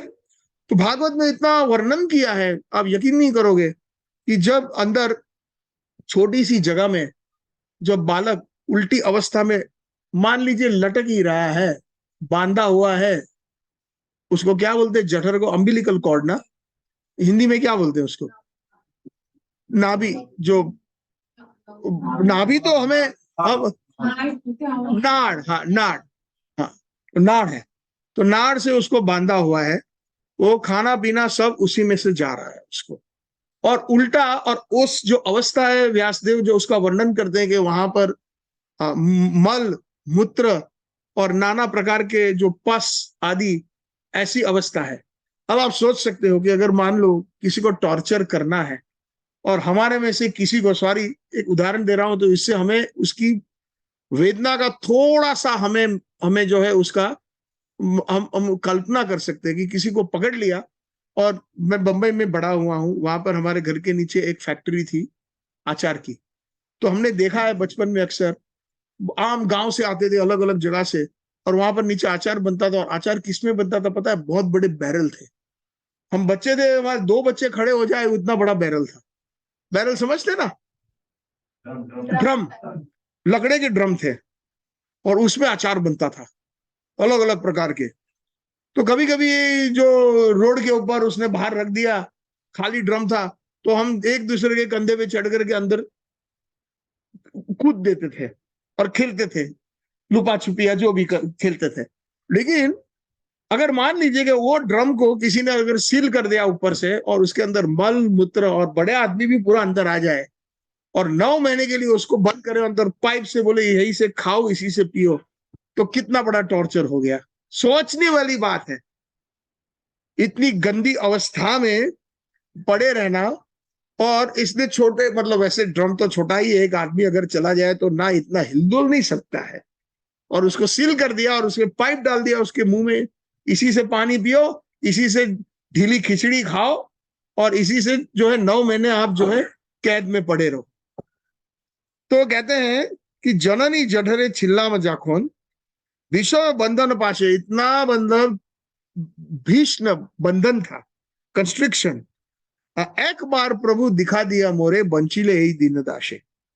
तो कहते हैं व्यासदेव उसी में, उसी अध्याय में, कि जब बालक माँ के गर्भ में होता है तो प्रभु एक बार दर्शन देता है सबको, और पिछले 100 जन्म की जो है वीडियो चला देता है, डीवीडी। जैसे हम डाल देते हैं ना डीवीडी, या डाउनलोड कर लेते हैं पूरी पिक्चर, तो 100 फिल्म पिछले 100 जन्म की प्रभु ने, मृत्यु के टाइम में भी कहते हैं, गरुड़ पुराण में कहा है, लेकिन जन्म के समय में भी उस गर्भ में अंदर, गर्भ के अंदर पिछले 100 जन्म, और प्रभु उसको दर्शन भी देते हैं। तो कहते हैं एक बार प्रभु देखा दिया मोर बंशीले यही दिन दासे, फिर आपने 2-4 सेकंड के लिए दर्शन दिए, फिर आपने मुझे छोड़ दिया, आप अदृश्य हो गए। तो वो कहते हैं इस बार इसमें भाव यह है कि मैं एक जीव, जब मैंने मेरी माँ के गर्भ में जन्म लेना शुरू किया, तब से कहानी शुरू हो रही है। तो कहते हैं तखन भावीनु जन्म पाइया कोरीनु कोरीबो भजन तव। तो जीव अंदर रोता है, कहते प्रभु कहाँ चले गए, इतना अच्छा लगा, आपका दर्शन मिला, और आपने जो है मुझे कुछ थोड़ा सा, मतलब जो है मुझे दिव्य ज्ञान दिया, और वो दिव्य ज्ञान की प्राप्ति हुई मुझे। तो मैंने इस बार निर्णय कर लिया कि जब मेरा जन्म होगा, जब मेरा जन्म होगा, तखन भावी जन्म पाइलो, तखन भावी जन्म पाइया कोरी वो भजन तव। मैं आपका, जब मेरी माँ के गर्भ से निकलूंगा, मैं आपका भजन करूंगा, मैं भक्ति करूंगा, क्योंकि मैं अभी ये पीड़ा पिछले 100 जन्म की तो देख ही चुका हूं फिल्म, और साथ साथ में अभी 9 महीने में भुगत ही रहा हूं, इतने महीने जब से मैंने थोड़ा सा होश संभाला है माँ की गर्भ में। थोड़ा सा होश तो आ जाता है पहले दूसरे महीने में ही। बहुत सुंदर विवरण किया है, तीसरा स्कंद 31वें अध्याय में पढ़ लीजिएगा कभी जब विस्तार से। फिर कहते हैं कि अब मेरा जन्म हो गया, समय आ गया, 9 महीने पूरे हो गए, माँ के पेट से बाहर, तब जन्म होइलो कोड़ी माया जाले, ना होइलो ज्ञान लव। और जैसे ही मेरा जन्म हुआ, मैं माया की जाल में फंस गया, और ना होइलो ज्ञान लव, जो कुछ भी थोड़ा दिव्य ज्ञान था वो सब नष्ट हो गया। माया का यही प्रभाव है। माया का अर्थ क्या हुआ?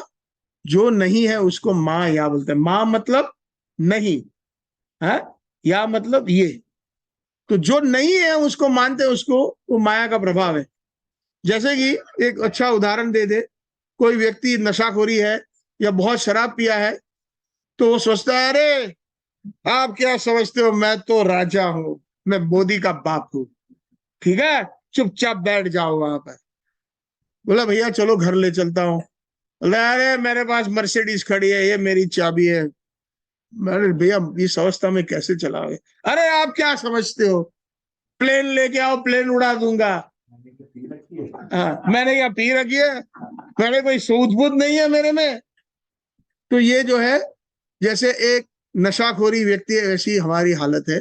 माया जैसे नशा, जैसे शराब का जो है एक आवरण खड़ा कर देता है, उसका एक प्रभाव होता है, माया का भी यही प्रभाव है। हम इसको समझते हैं देहात्म बुद्धि, मैं ये हूं, मैं वो हूं, सर्वोपाधि विनिर्मुक्तम तत्परते न निर्मलम ऋषिकेश ऋषिकेश सेवनम तद भक्ति उच्चते। नारद जी कहते हैं कि ये सारी उपाधि है। जब मैं सोचता हूँ अरे मैं तो पंजाबी हूँ, अरे मैं तो गुजराती हूँ, अरे मैं भारतीय हूँ, अरे मैं चाइनीज हूँ, मैं अमेरिकन हूँ, कनेडियन हूँ, मैं फलाना हूँ, ढिकड़ा हूँ, ये सारी उपाधियां, क्योंकि ये सारे तो शरीर है और हमें तो शरीर हूं नहीं, मैं तो आत्मा हूं। तो आत्मा साक्षात्कार के लिए ये बहुत जरूरी है। और जब तक हम देहात्मा बुद्धि पे रहेंगे तो उसको उपाधि ही है, वो उपाधि है। तो कहने का तात्पर्य यह है कि वो ज्ञान जो है, जो माँ के पेट से निकलते हैं, माया। अब माया किस रूप में आती है?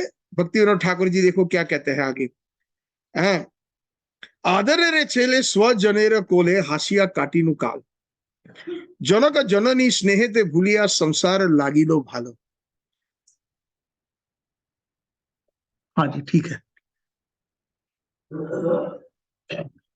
मैं 10 मिनट में खत्म कर दूं ये जितने भी वर्सेस है। समय हो गया है आपका, लेकिन मैंने सोचा कि आप लोग इतने आ, बहुत उत्सुकता से सुन रहे हैं, तो मैंने थोड़ा डिटेल में मैं चला गया, तो क्षमा करना समय के। बहुत अच्छा है। अच्छा, तो कहते हैं कि कैसे माया ने पकड़ लिया, आदर रे छेले स्वजने रो कोले, जितने भी मेरे स्वजन मतलब मेरे रिश्तेदार हैं, उन्होंने जैसे ही बेबी आता है घर में तो क्या होता है, ताऊ जी, चाचा जी, मौसी, मौसा, सब लोग जमा हो जाते हैं, दादाजी, दादी जी, नाना जी, नानी जी, सब उसको तो ऐसे मतलब उसके साथ खेल खेलते हैं, उसको हंसाते हैं। तो आदर है, मतलब मुझे इतना आदर मिल रहा है, सब लोग चाहते हैं कि मैं उसकी गोदी में बैठूं, इतना आदर मिलता है। आदर रे छेले स्वजन कोले हासिया काटी, और मैंने अपना समय, जब मैं शिशु बच्चा था, मेरा समय मैंने हंस के निकाला, क्योंकि हर कोई मुझे हंसाना चाह रहा है, मुझे गुदगुली कर रहा है, ये कर रहा है, वो कर रहा है, कोई खिलौना दे रहा है। हाँ, जनक जननी स्नेह ते भूलिया संसार लागी लो भालो, और माता पिता का ने इतना मुझे स्नेह दिया। हाँ, ये भी एक माया के आवरण में आया, संसार लागी लो, अरे ये तो संसार तो बेस्ट चीज है, ये तो सबसे बड़ा मतलब सुख है, जो मैं अगर थोड़ा रहूं तो मेरे लिए 4 खिलौने आ जाते हैं, दूध की बोतल आ जाती है, 4 लोग सब कुछ काम छोड़ करके मेरे पीछे आ जाते हैं, तो यार मैं तो बहुत इंपॉर्टेंट वीआईपी हूँ, है ये यही बात जो है। तो जनक जननी स्नेह ते भूलिया संसार लागी लो भालो, मतलब ये संसार तो मुझे बहुत अच्छा लगा, वाह ऐसी कोई जगह ही नहीं है, क्या संसार है, क्या जगह है। फिर आगे कहते क्रमे क्रमे दीने बालक हो गया, अब शिशु अवस्था से थोड़ा बालक हो गया, समय हो गया 4 5 6 साल का हो गया, तो क्या हुआ, क्या किया मैंने, खेलिनु बालक बालक सह, दूसरे बालक जो बिल्डिंग के अंदर नुक्कड़ के अंदर, आ, आ, बाल मंदिर में एडमिशन मिल गया, तो वहां दूसरे बालकों के साथ मैंने अपना खेलते खेलते समय बिताया। क्या किया, पहले जब शिशु था तो समय कैसे बीता, हमारे गोदियों में माता पिता, जो हमारे जितने भी भाई बंधु, जितने भी हमारे सगा संबंधी है, हंस के मैंने समय निकाला, हंसिया काटी निकाल। और अभी थोड़ा बड़ा हुआ हूं, तो अभी मैं बच्चों के साथ मेरा समय क्रिकेट खेलना, गिल्ली डंडा खेलना, जो भी आजकल वीडियो गेम्स खेल के मैं अपना समय जो है काट रहा हूँ। हाँ, और उसके बाद किचु दिन ज्ञान क्रमे दिने दिने बालक होइया भेलीनु बालक सही सह, किचु दिन ज्ञान उपजिलो पाठ पोड़ी अहरह, और किसी दिन फिर बाद में मैं स्कूल में एडमिशन हुआ और ज्ञान उपजिलो, मतलब स्कूल और कॉलेज का समय आ गया। तो मैं बहुत ही अच्छा स्टूडेंट था, ऐसी स्टोरी हमारे फैमिली में है ना। अच्छे अच्छे बच्चे बहुत नेक होते हैं, स्टूडेंट, पाठ कोड़ी अहर अहर, स्टूडियस स्टूडेंट जिसको कहते हैं। हाँ, बहुत ही अच्छी तरह मैंने मेरी पढ़ाई की, और इसका परिणाम क्या हुआ? नेक्स्ट जो श्लोक में या नेक्स्ट वर्ष में, विद्या गौरव भ्रमी देशे देशे धन उपार्जन कोरी। अब पास हो गया अच्छी कॉलेज में, आईआईटी से पास हुआ, क्या है, IIM, institute of management Ahmedabad से मैंने बिजनेस मैनेजमेंट में इतनी अच्छी अच्छी डिग्रियां ले ली। तो सामने से यूएसए से मुझे आमंत्रण आया जॉब के लिए, भाई आ जाओ, आपका पैकेज शुरू कर देंगे $2 लाख से, साल का पैकेज, बहुत बड़ा पैकेज है, रहने करने की कोई चिंता नहीं, आपको गाड़ी घर बंगला सब कुछ दे देंगे। हाँ, अभी तो कॉलेज से निकले नहीं है साहब, और ऐसी ऐसी कॉलेज में तो ऑटोमेटिकली लेटर आ जाता है बड़ी कंपनियों का कि हमने आपको, हम आपका जो है देख लिया है, आपकी पढ़ाई का जो स्टैंडर्ड है, आप आइए, आप हमारे कंपनी ज्वाइन कीजिए। पहले से ही पैकेज तय करके बहुत बड़ा पैकेज दे देते। तो विद्या रे गौरव है भ्रमी देशे देशे, और विद्या के गौरव के ऊपर फिर उसके बाद ये कोर्स किया, वो किया, और कंपनी ने हमें वहां भेजा, जाओ भाई आज लंदन में मीटिंग है, जाओ कंपनी की प्रेजेंटेशन करो, कल टोक्यो जाना है वहां पर प्रेजेंटेशन करो, न्यूयॉर्क जाना है, बेंगलोर जाना है, जाओ देखो आपके नीचे बहुत सारे लोग काम करेंगे, उसको ट्रेन करो। तो विद्या रे गौरव है भ्रमी देशे देशे, और उसका परिणाम क्या? धन उपार्जन करी, बहुत सारा धन का धन मिला। ये स्टोरी सही है कि नहीं है? हैं? पक्का? 100%। तो ऐसे ऐसे कितने लोग हैं जिनकी जो स्टोरी है, और फिर टाइम नहीं है। हाँ, बिल्कुल किसी के पास टाइम नहीं। अरे वाइफ को बोलता है मैं आज रात को नहीं आऊंगा, होटल में बहुत बड़ी मीटिंग है, तो आए हैं लंदन से हमारे जो डायरेक्टर कंपनी के, और फिर 2 दिन के बाद मेरी बैग तैयार रखना, मुझे पेरिस जाना है, तो मैं 3 दिन पेरिस रहूंगा। तो बोलेंगे भाई दिवाली आ रही है, मैं सॉरी दिवाली में भी मैं नहीं रहूंगा। अच्छा, बच्चे का इतना बड़ा फंक्शन आ रहा है, बोलता तू चली जाना, मैं नहीं आ सकता। तो विद्या गौरवे भ्रमी देशे देशे धन उपार्जन कोरी, स्वजन पालन कोरी एक मने, भूली न तुम्हारे हरि। टाइम नहीं है। हम कहते हैं ना कि स्वजन पालन, ऐसे ऐसे भी अच्छे व्यक्ति, मतलब गुड की बात, अगर अच्छाई की बात आ रही है तो पहले वाला एग्जाम्पल दिया था कि अच्छाई क्या है। वो मेले में 3 लोग मिले थे, तो उसमें सर्वश्रेष्ठ कौन है? तो अच्छा हस्बैंड कौन है? हाँ, तो स्वजन पालन कोरी एक मने। तो मैं स्वजन पालन मतलब मेरे माता पिता, मेरे बच्चे, मेरी पत्नी, वो उसको बोलते हैं स्वजन। तो उनका पालन मैंने एक मन से किया, उनकी कोई भी कर कसर नहीं आने दी।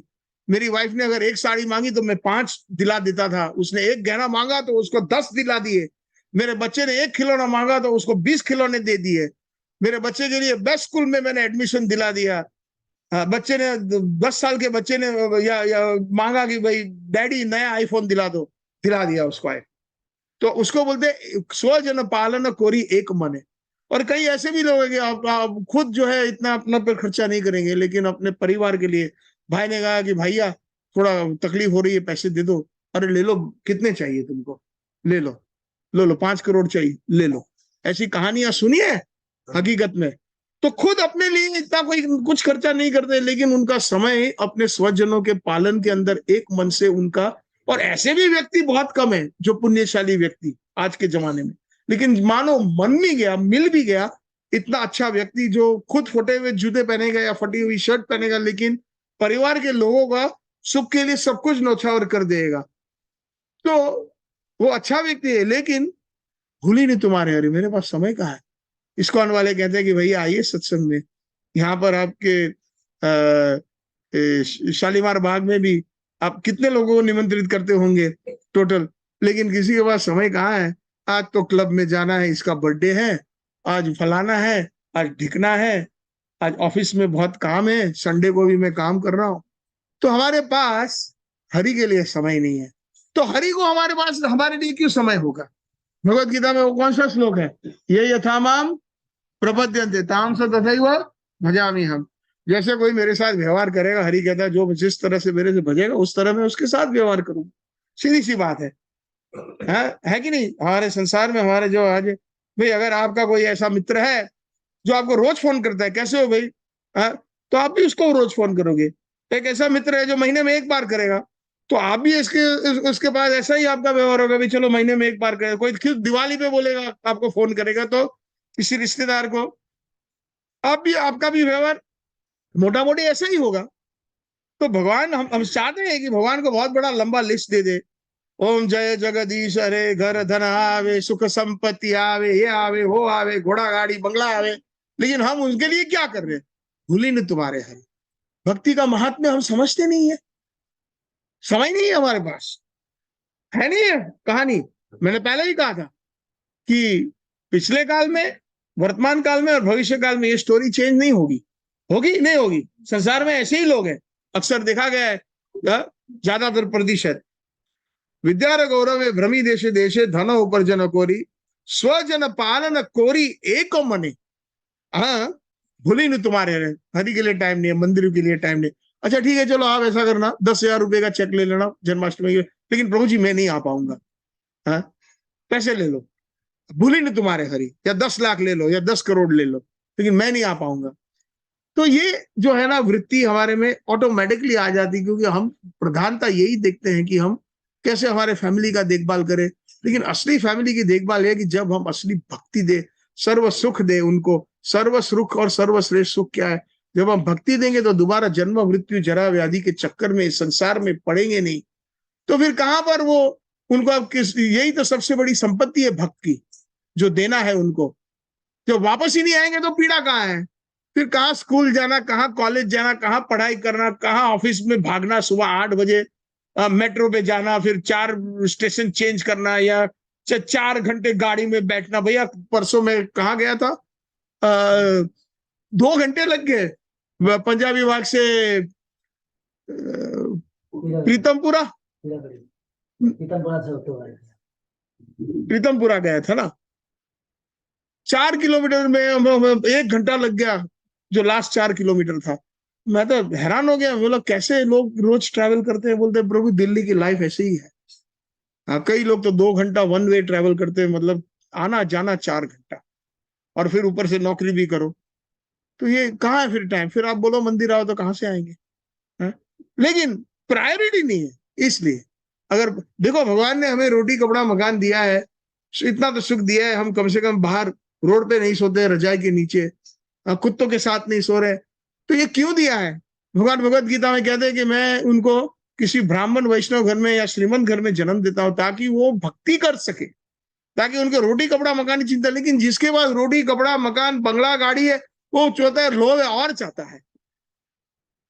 20 करोड़ की कोठी है तो बोलता है यार 40 करोड़ की। अभी मुझे बता रहा था, 2-3 लोगों ने बताया दिल्ली आने के बाद, मुझे आए 2 ही दिन हुए। तो हमारे दिल्ली में अभी शादियों का सीजन चल रहा है, और यहाँ पर तो इतनी देखा देखी है कि 4 घंटे में 5 करोड़ भस्म कर देते हैं। और ये तो नॉर्मल शादी है किन कई लोगों की। तो दूसरे जो श्रीमंत लोग हैं तो कितने करोड़ों का खर्चा कर देते देखा देखी में, कि उसने ये लिया तो हमें भी ये लेना है, उसने मर्सिडीज लेनी तो हमें भी लेनी है। तो देखा देखी के लिए फिर इतनी मेहनत भी करनी पड़ती है। फिर भूली ना तुम्हारे हरी, कहाँ है समय? तो ठाकुर भक्ति कहते हैं कि स्वजन पालन कोरी एक अमरे, भूली न तुम्हारे हरि। फिर आखिरी में अब देखो, उनका यौवन खत्म हो गया। मतलब माँ के गर्भ से लेके, शिशु से लेके, बच्चे से लेके, स्कूल कॉलेज के दिन से लेके अब, और जो है करियर के दिन, अब सारे खत्म हो गए सारे। अब बुढ़ापा आ गया। तो भक्ति विनोद ठाकुर जी कहते हैं बार्धक्य एखोन, इस बुढ़ापे में, अभी, एखोन बंगाली में एखोन मतलब अभी, इस बुढ़ापे, इस बूढ़ी अवस्था में भक्ति विनोद ठाकुर जी कांदिया कातर रहती, मैं बहुत रो रहा हूं। हाँ, और मैं पश्चाताप कर रहा हूं, ना भजिया तोरे दिन वृथा गेलो, मैंने आपके भजन नहीं किया, सारे मेरे जीवन के दिन व्यर्थ चले गए। है ना? सुनाई और अनुभवी कहानी है, देखा है कि नहीं देखा है? दिन वृथा गेलो। आज के जितने भी बड़े बुजुर्ग भी है, कंप्यूटर आ गया, हाथ में स्मार्टफोन आ गया, पत्ते खेलते हैं, वीडियो गेम खेलते हैं। प्रभुपाद जी जब सुबह मॉर्निंग वॉक में जाते थे, जहां भी वर्ल्ड में जाते थे, तो वहां पर देखा सैन फ्रांसिस्को में वो बूढ़े थे, वो लोग जो है कुत्ते के साथ, बिल्ली के साथ उनको सैर कराते हैं। और प्रभुपाद जी, फिर एक बूढ़ा देखा, एक लेक था वहां पर, उसमें वो मछली का वो कांटा डाला हुआ था, वो मछली पकड़ रहा है, घंटों तक बैठा है वो कांटा डाले अंदर। फिर एक मछली आई, वो पकड़ा और फिर उसको छोड़ दिया। बोले देखो, जस्ट सी व्हाट नॉनसेंस, कितना अपना कीमती समय वेस्ट कर रहा है बुढ़ापे में। भजन भगवान की भक्ति करनी चाहिए। तो अब इस समय मछली पकड़ता है, एक एक मछली पकड़ने के 2 घंटे, और फिर उसको तालाब में छोड़ देता है। और जो है गॉड लविंग कॉन्शियसनेस नहीं है, डॉग लविंग कॉन्शियसनेस है। गॉड का अगर आप उल्टा करो, जीओडी गॉड, तो प्रभुपाद जी कहते डीओजी डॉग। हाँ, किसी जो एक श्रीमंत बहुत बहुत ही मल्टी मिलियनर लेडी थी, ऐसा सुना था, प्रभुपाद जी ने बोला जब वो उसका विल बनाया तो उसने देखा कि किसी को कुछ नहीं देना है, लेकिन ट्रस्ट में उसने सारे अपने कुत्ते के नाम कर दिया। इसको सबसे अच्छा सोने का कटोरा होना चाहिए खाने के लिए, उसको सबसे अच्छा जो मांस है बढ़िया सा उसको मिलना चाहिए, जितना जिएगा। तो ट्रस्ट में उतने सारे पैसे दे दिए। कुत्ता जो भी, उसको गर्म कपड़े बढ़िया से वुलन, प्योर वुल के, और उसके पैर के अंदर छोटे छोटे जूते कस्टम बनाने चाहिए। तो ये डॉग कॉन्शियसनेस है, गॉड कॉन्शियसनेस नहीं है। तो बार्दिया के एकोन भक्ति विनोद, कांदिया कातर रो रहा है, दिन वृथा के लो ना भजिया तोरे, आपको मैंने भजा नहीं, एकोन की हो बेगति, अब मेरा क्या हो। हाँ, ये है ना। आप लोगों ने, मैं बहुत साल पहले बागबान पिक्चर देखी थी, आप लोगों ने देखी है? देखी थी। बुढ़ापे में क्या हाल आजकल ये भारत में हो रहा है। बच्चे, इतने पैसे हैं, सब कुछ है, हाँ, लेकिन बांट लेते हैं माँ बाप को। बोलते हैं 3 महीने तू ध्यान रखना, भाई मैंने तो कर लिया, इनका अभी आप करो। हाँ, ये कितनी हकीकत की बात है। और हमारे पाश्चात्य देश में तो उनको तो तुरंत भेज देते हैं सीनियर होम में, और यहाँ पर भी ये बीमारी आ गई है। अपने माँ बाप की वो सेवा नहीं कर रहे हैं, सीनियर होम में भेज दो।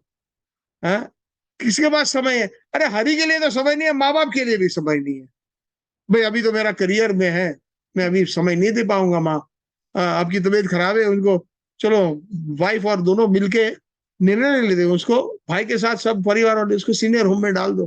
हाँ, पैसा देने के लिए तैयार है, लेकिन सीनियर होम में कितने दुखी है, अकेले पड़ जाते हैं, कोई बात करने के लिए नहीं है उनके पास। तो हमारे में इतनी इंसानियत नहीं है, तो आप भूली नो तुम्हारे हरि। ये कितना प्रैक्टिकल भजन उन्होंने लिखा था आज से लगभग 150 साल पहले, भक्ति विनोद ठाकुर जी ने। तो भक्ति की महात्म्य ये हमें समझनी है कि ये चीजें हमें नहीं करनी है। हमें जो समय मिला है उसका पूरा उपयोग करना चाहिए। भक्तों का संग कीजिए, और संग से संग बढ़ेगा, सत्य संग, ऐसा संग जो हमें सत्य धाम में, नित्य धाम प्रभु का वैकुंठ गोलोक है, वहां पर ले चलेगा नित्य काल के लिए, हमेशा के लिए। उसको सत्संग कहते हैं। बाकी जो संग है क्लब में मिलने वाले, वो क्या है? कुसंग है। कहाँ ले जाएंगे? बहुत बहुत तो ज्यादा अगर नेकी करी तो स्वर्ग में चलेंगे, फिर स्वर्ग के बाद खत्म हो गया तो पुनः इस पृथ्वी पे आना पड़ता है 84 लाख योनि में। तो स्वर्ग, नरक, पाप पुण्य, ये भौतिक जगत है। लेकिन भक्ति मात्र, भक्ति की महिमा ऐसी है, वो भौतिक जगत का आवरण फाड़ करके नॉन स्टॉप रॉकेट हमें वैकुंठ गोलोक ले जाता है। और हमें जो है वहां पर नित्य प्रभु की सेवा, नित्य अन्य ऐसे सारे भक्त है, उनकी उनकी जो है साथ लेकर के, मिल करके ठाकुर जी की सेवा करते हैं। उसी में नित्य आनंद मिलता है। इसीलिए हमारे बलराम जी को नित्य आनंद कहते हैं, नित्यानंद प्रभु, जो हमेशा नित्य आनंद देने वाले। नित्य आनंद कौन है?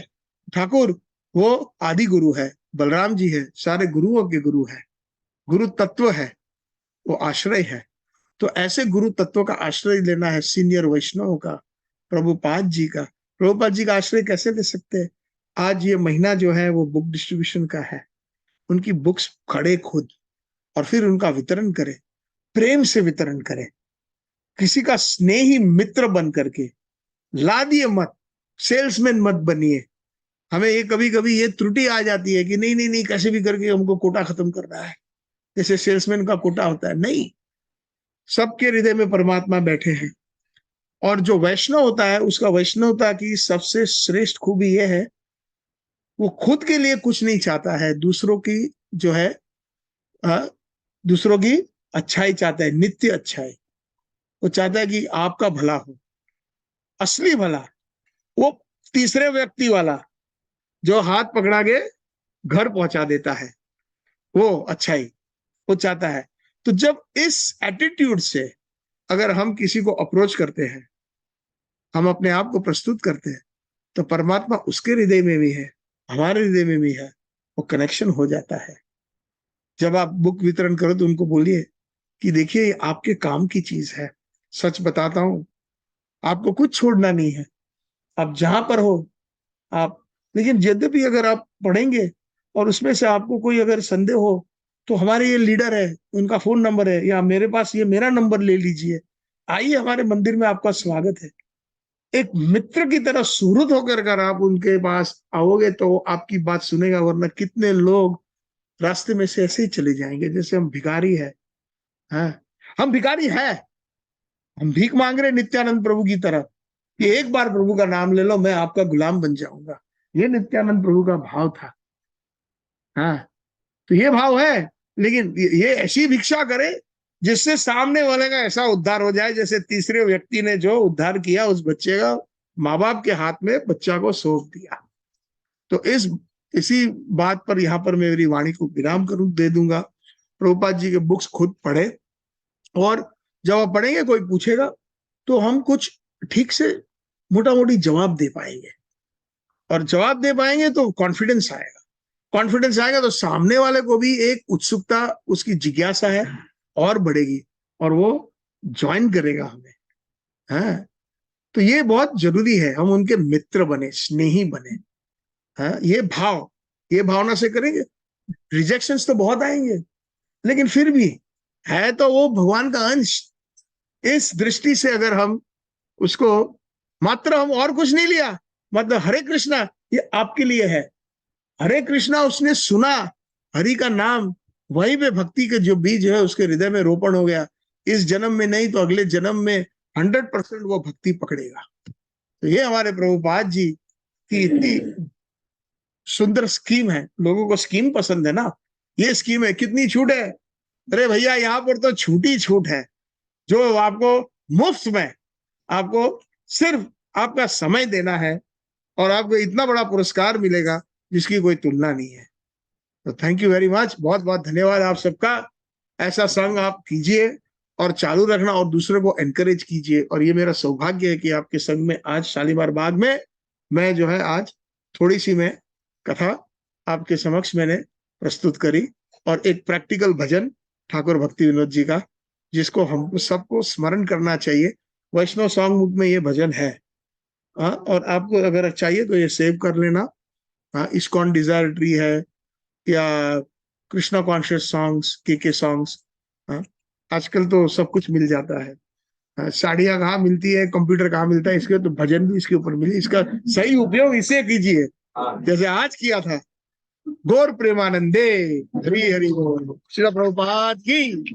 हरे कृष्णा, हरे कृष्णा, कृष्ण कृष्णा, हरे हरे, हरे राम, हरे राम, राम राम, हरे हरे। हरे कृष्णा जी। आपका कोई प्रश्न है? बाद में ले लें या अभी ले लें? अच्छा, पहले इनका था तो इनका मैं ले लूं, फिर आपका ले लेते हैं। हाँ जी। सेकंड वाला है, इसमें माता के गर्भ में था, तो मेरे कर्मों के फलस्वरूप आपने मुझे दर्शन दिए। तो ये दर्शन सब हर जीव को होते हैं। हाँ, मैंने बोला ना प्रभु, ये देखिए, ये तीसरे स्कंद में 31वें अध्याय पढ़िएगा आप, उसमें उसमें दिया हुआ है। तो हर जीव को मिलता है, हर जीव, क्योंकि प्रभु चाहते हैं कि जीव उससे बिछड़ा हुआ है वो आ जाए। इसलिए बोलते हैं ना कि उसको दिव्य ज्ञान देते हैं गर्भ में, लेकिन जैसे ही निकला, थोड़ी माया जले है, बिठा दिया गोदी में, अरे मेरा लल्ला कितना स्वीट है। ताऊ की जरूरत, ताऊ की तरह डॉक्टर बनना, चाचा की तरह पायलट बनना, इंजीनियर बनना। कोई ये नहीं कहता है कि अच्छे भक्त बनना है। तो उसको बोलते हैं तुरंत माया के जाल में पड़ जाता है। ये अच्छा लगता है ना। है।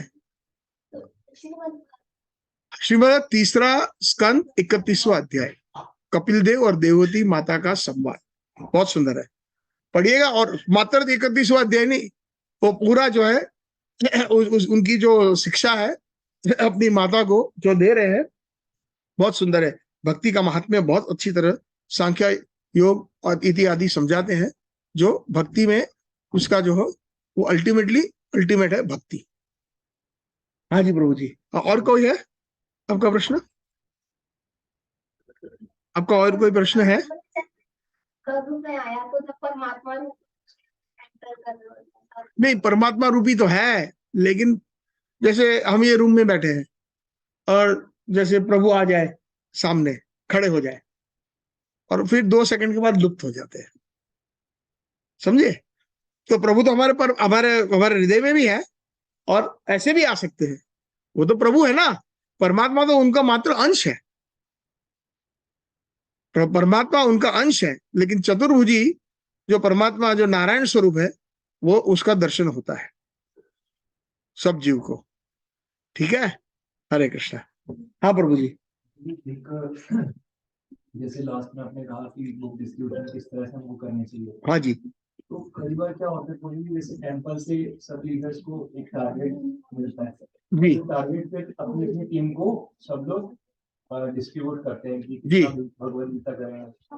तो प्रभु जी कई बार वो टारगेट ना बड़ा प्रेशर क्रिएट कर देता है, मतलब ऐसा मेरे साथ होता है, बाकी तो सब लोग कर लेते हैं। तो प्रश्न क्या है? प्रश्न है प्रभु, जब वो प्रेशर आता है तो फिर मार्केट में ना हम भी प्रेशर क्रिएट करते हैं कि जैसे सपोज करो मैं आपके पास आया, प्रभु जी भगवत गीता करनी है, नहीं मैं तो नहीं कर पाऊंगा, ये चलो 10 तो कर लो, 15 कर लो, तो सामने से फिर वो क्या है, इस्कॉन की मार्केट खराब होती है, ये तो पीछे पड़ जाते हैं, मतलब ऐसा होता है। समझ गया आपका प्रश्न, मैं समझ गया। उस चीज को कैसे डील करें? कैसे डील करें? हमें दक्ष बनना है, एक्सपर्ट। एक्सपर्ट वो होता है कोई भी चीज में, कोई भी फील्ड में, जो सामने वाले को या अपना कार्य बहुत अच्छी तरह करे। मंगल आरती में जो छठा श्लोक कौन सा है, किसको याद है? निकुंज युनो रति गेली सिद्धय या अलीवीर युक्तिर अपेक्षणीय तत्र अति दक्षा। ये जितने भी गोपियां हैं, जितने भी हमारे आचार्य इतने दक्ष है राधा कृष्ण की सेवा में, तो हर एक को निकट की सेवा नहीं मिलती। ये जो बहुत अंतरंगत सेवा है बहुत होती है राधा कृष्ण जुगल सरकार के, बहुत अच्छी बहुत अंतरंगत की सेवा होती है, तो जो दक्ष है उसको मिलती है। तो दक्ष हमें ये बनना है कि हमारे कम से कम समय में हम कैसे उनके बेस्ट फ्रेंड बने, बात उसी पे आके अटक जाएगी। और प्रेशर की बात ये है कि हम तो फिर क्या सीखते हैं, उसको अप्लाई करना है भगवत गीता में। जो भी करें हम कृष्ण को अर्पण करें, चाहे 10 या 10,000 भगवत गीता डिस्ट्रीब्यूट करी, वो तो प्रभु जी आप ही को अर्पण है। तो जब उस भावना से करेंगे तो सक्सेस आएगा। प्रभुपाद जी जब निकले थे वृंदावन से, कभी कल्पना भी करी थी कि सारे विश्व में और इस शालीमार नगर में हम बैठ करके सत्संग करेंगे? अलग अलग परिवार से, अलग अलग बैकग्राउंड से आए, कभी भी कल्पना करी थी कि एक रूम में हम बैठेंगे या एक मंदिर पंजाबी बाग में या जितने भी सेंटर्स है वर्ल्ड में? इतना सक्सेस क्यों आता है? क्योंकि गुरु में दृढ़ विश्वास। ये जब विश्वास पैदा होता है ना, तो प्रभु ऐसे मुकम करोति वाचालम पंगुलंगय ते गिरि यत कृपा तम हम वंदे परमानंदम माधव। जो जो बोल नहीं सकता उसको प्रभु बुला सकता है, जो चल नहीं सकता है उसको बड़े बड़े पर्वत जो है वो लांग सकता है। तो ये एक विश्वास की बात है प्रभु, ये कल्टीवेट करना है। बैठ जाने से पहले हम प्रार्थना करें कि ये मैं बहुत बड़े कार्य के लिए जा रहा हूं प्रभु, आपके ही कार्य, प्रभुपाद जी के कार्य के जा रहा हूं। प्रार्थना करें जब वंदन करते हैं, तो आप ही मुझे ऐसी बुद्धि दो, आप ही मेरे पे कृपा करो जिससे मैं आपकी सेवा ठीक से कर पाऊं। ऐसी प्रार्थना करनी चाहिए अंदर हृदय अंतरकरण से। तो क्यों नहीं आएगा सक्सेस? वो कहेगा 10 क्या, अरे मेरे और भी है, अब 100 दे दो। लेकिन उसके मित्र बनो, 5 मिनट उसके साथ स्पेंड करो।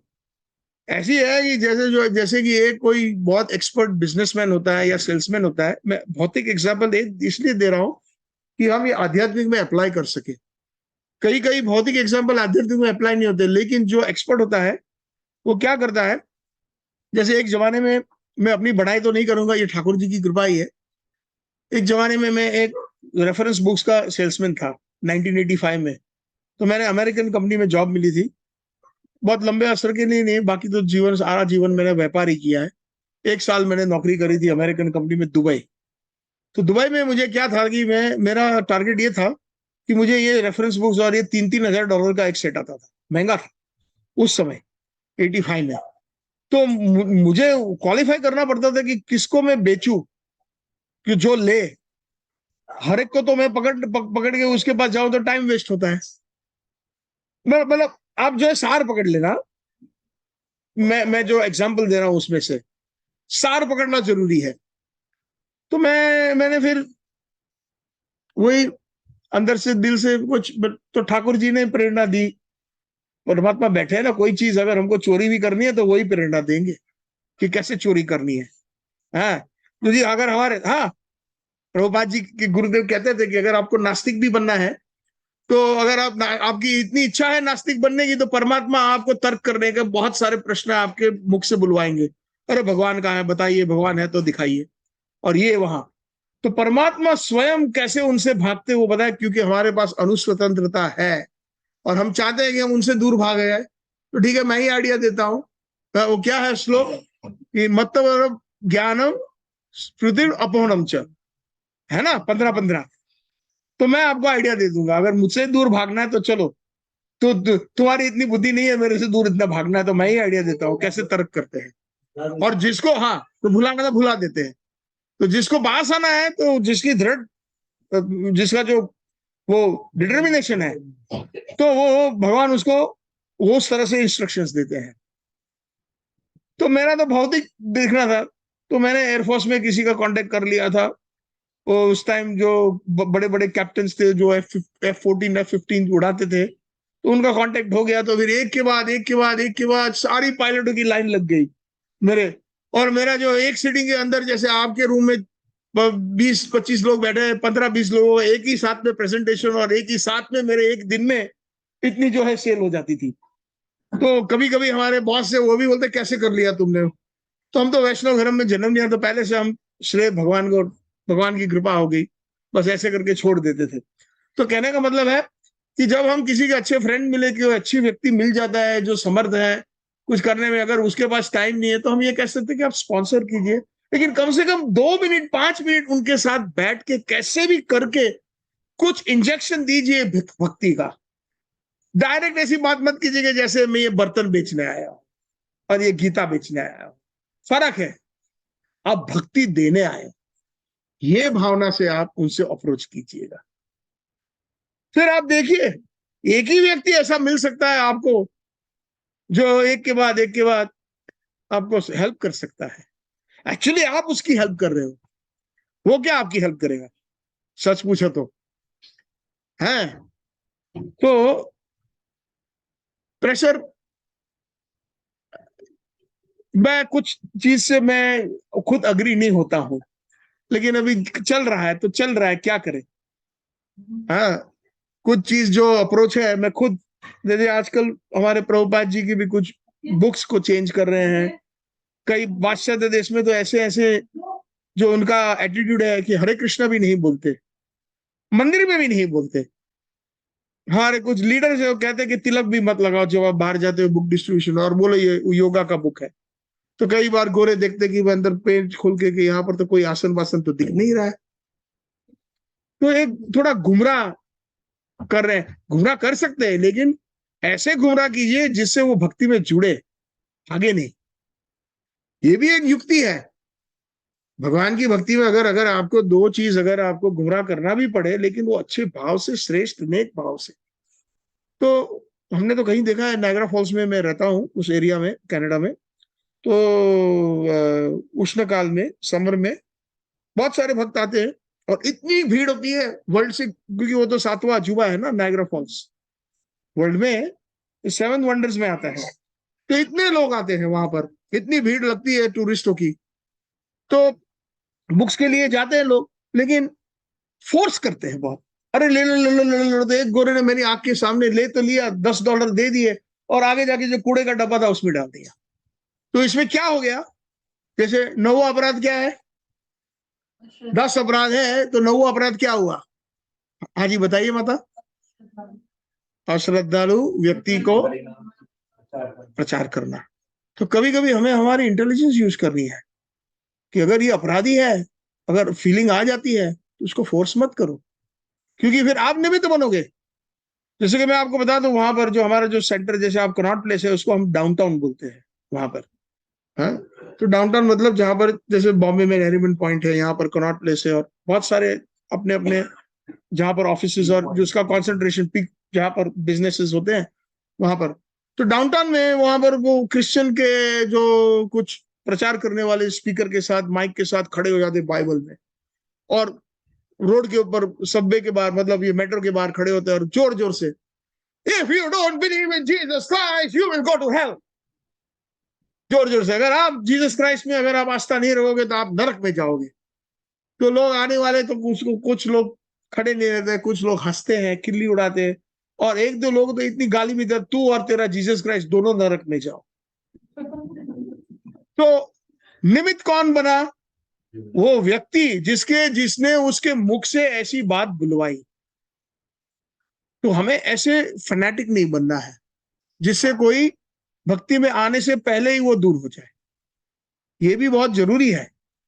तो मेरा अपना अप्रोच ये है, बाकी आप सब अपना अपना समझते हो, लेकिन जिस आपने मुझे पूछा, आप सब समझदार हो, तो ये अगर मैं करूं तो मैं ऐसे करता हूं। उनका प्रार्थना कीजिए ठाकुर जी से पहले। जैसे हम कहीं जाते हैं, जब पहले पहले बहुत पहले रण मैदान में जाते हैं तो महादेव जी की पूजा करते थे कि विजयी भव है। तो हम भी माया के उसमें क्या बोलते हैं, वॉर में जा रहे हैं, बुक डिस्ट्रीब्यूशन के लिए। तो ठाकुर जी से, प्रभुपाद जी से प्रार्थना कीजिए, भाई मेरे में तो सामर्थ्य नहीं हो, आपने आपने तो कर दिखाया है। एकाकी आमार नहीं पाए बोल हरि नाम संकीर्तन है, तुम्ही कृपा करी श्रद्धा बिंदु दिया देहो कृष्ण नाम धन है। कृष्ण से तुम्हार कृष्ण दीते पार तुम्हार शक्ति आचे, आमी तो कांगाल कृष्ण कृष्ण बोली धाई तो बाचे बाचे दयाल। ओ हे वैष्णव ठाकुर, हे वैष्णव ठाकुर, आप समर्थ हो, आपके कृष्ण है तो आप ही कृष्ण दे सकते हो। मैं तो कंगाल हूं, मैं आपके पीछे पीछे दौड़ रहा हूं। तो जब इस एटीट्यूड से, विनम्रता से हम जाएंगे तो क्या क्या नहीं कर सकते हैं, कर सकते हैं ना, क्यों नहीं कर सकते? तो प्रार्थना, दृढ़ इच्छा और सूरत बनिए, मित्र बनिए। मैं आपके अच्छाई के लिए कुछ लाया हूं, मुझे आपका सिर्फ 2 मिनट समय चाहिए। अभी नहीं है तो मैं बाद में आ जाऊं, आपका नंबर ले सकता हूं। ऐसी अगर आप बात करोगे तो कोई अच्छा व्यक्ति होगा। और जब आपकी भावना प्रोजेक्ट होती है ना, जैसे प्रोजेक्टर से स्क्रीन के ऊपर प्रोजेक्ट होता है, तो एक अच्छा भाव जब आप प्रोजेक्ट करते हो तो नेचुरली आपको सक्सेस मिलने का चांसेस ज्यादा है। जितना आपका सरेंडर, उतना सक्सेस ज्यादा। तो ये बहुत कहना आसान है लेकिन करना कठिन है। लेकिन जब हम उसको धीरे धीरे हम उसको अप्लाई करेंगे तो आ जाएगा। जैसे सब लोग यहाँ पर बड़े हैं, स्कूल कॉलेज में कितने लोग गए हैं, कितने लोगों ने अच्छी अच्छी डिग्रियां ली है, तो आसान था? कितने पापड़ बेले, कितने रात रात सब लोग सोए, लेकिन छोटी लाइट में बैठ करके पढ़ाई करी है नहीं करी है, कितनी मेहनत करी है। तो ये भी तो एक, ये सबसे, ये भी परिश्रम है, लेकिन सबसे उच्च पुरस्कार आपके लिए भी और उनके लिए भी। ठीक है प्रभु, आई होप कि आपका समाधान हुआ इस प्रश्न का। और किसी का कोई? ठीक है फिर, धन्यवाद प्रभु जी।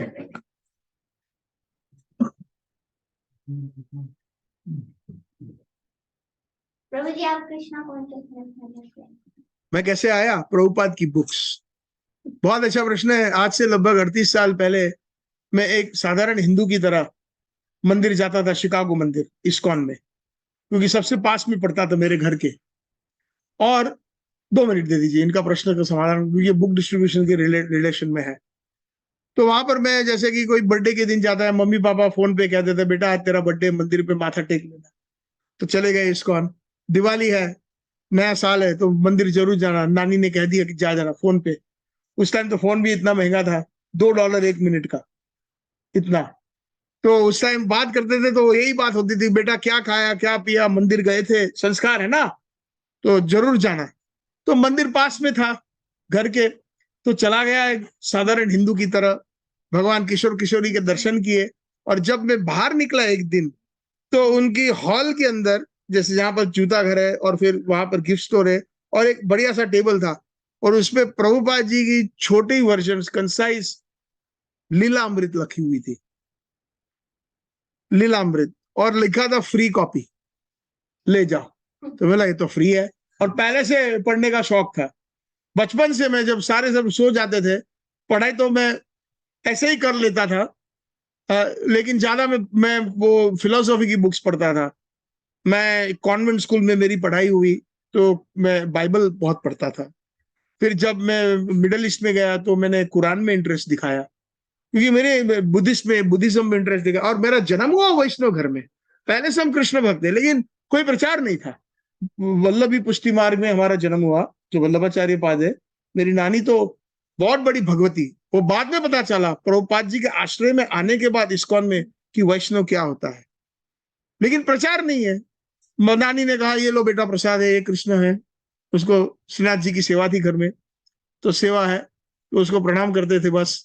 और नानी को सताते थे लड्डू के लिए बेसन का, नानी और एक दे दो, और एक दे दो।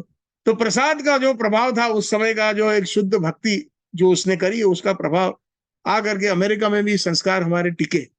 और जब मंदिर गया, प्रभुपाद की लीला अमृत बनी, तो मैंने तो बहुत सारी फिलोसॉफीज पढ़ी थी।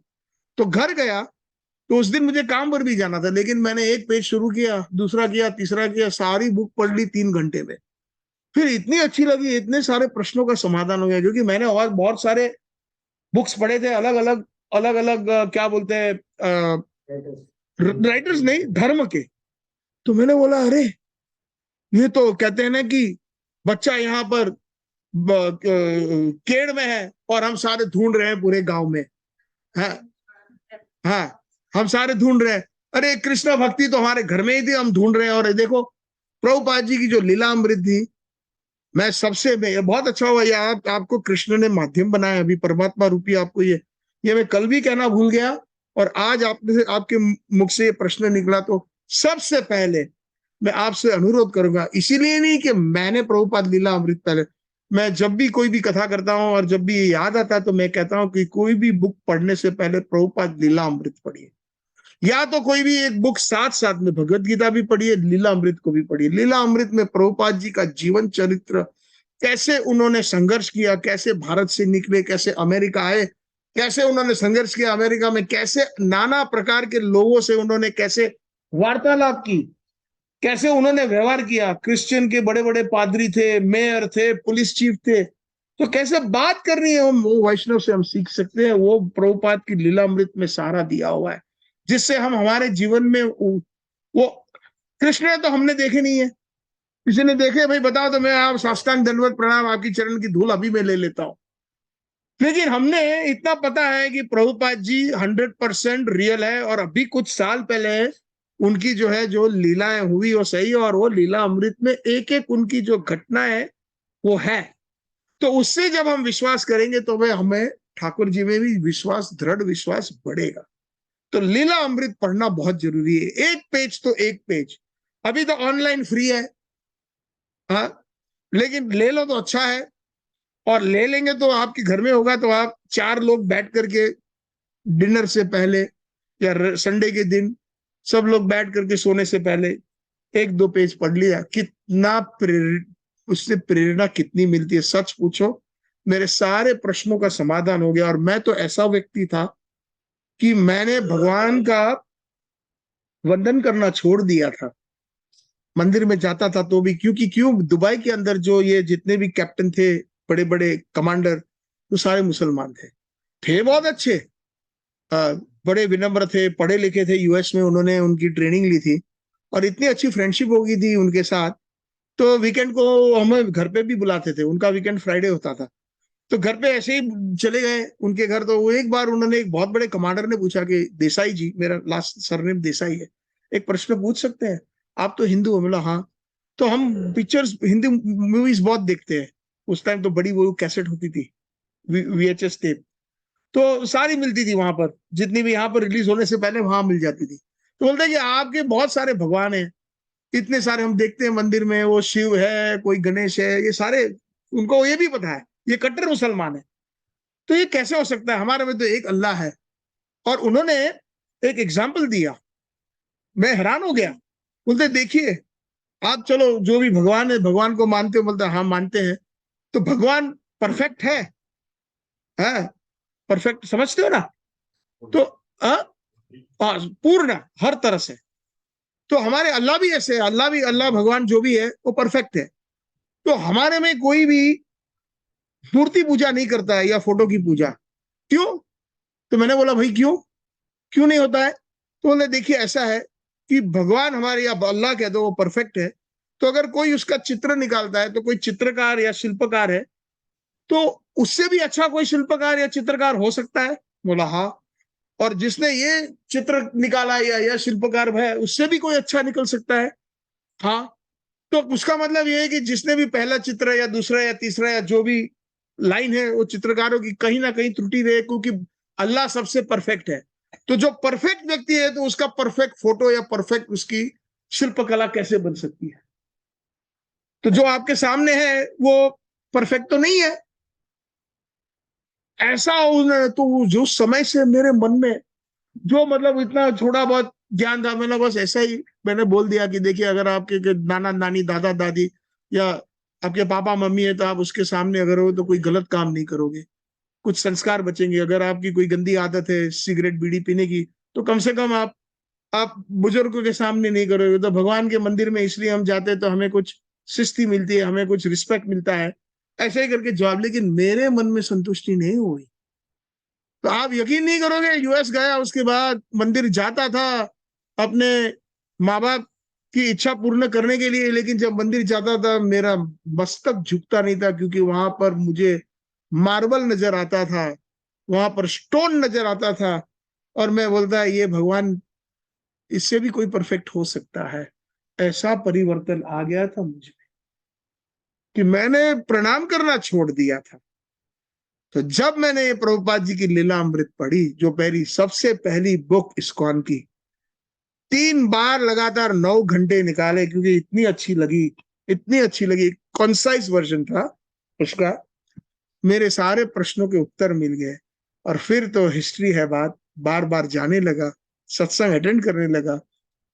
आप जैसे भक्त जो स्नेही थे, उनका संग किया। कीर्तन में बहुत रुचि थी मुझे, कीर्तन से शुरू किया, फिर प्रवचनों में प्रवेश किया, फिर प्रभुपाद जी की एक के बाद एक के बाद एक के बाद एक के बाद एक के बाद एक के बाद एक के बाद बुक्स पढ़ी तो उससे प्रेरणा मिली। फिर भक्ति वृक्ष शुरू किए।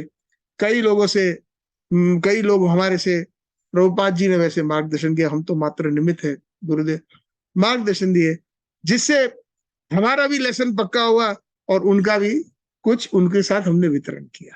तो ये मेरी संक्षेप में कैसे मैं जोड़ा ये प्रभुपाद जी के बुक्स। तो देखिए ये कितना प्रबल है प्रभुपाद जी बुक, ये प्रैक्टिकल एग्जाम्पल है। कल में ये मन में था, लेकिन मैं भूल गया था, किसी वजह से कोई पॉइंट आया, ये मेरे अपनी जो प्रेरणा थी, लेकिन आज आपके मुख से परमात्मा ने ये क्वेश्चन पूछा ही लिया।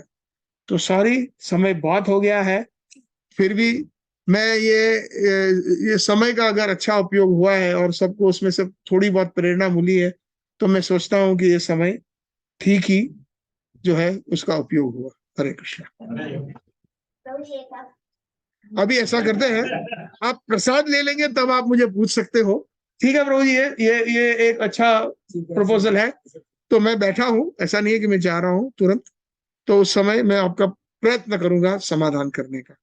ठीक है, चलेगा?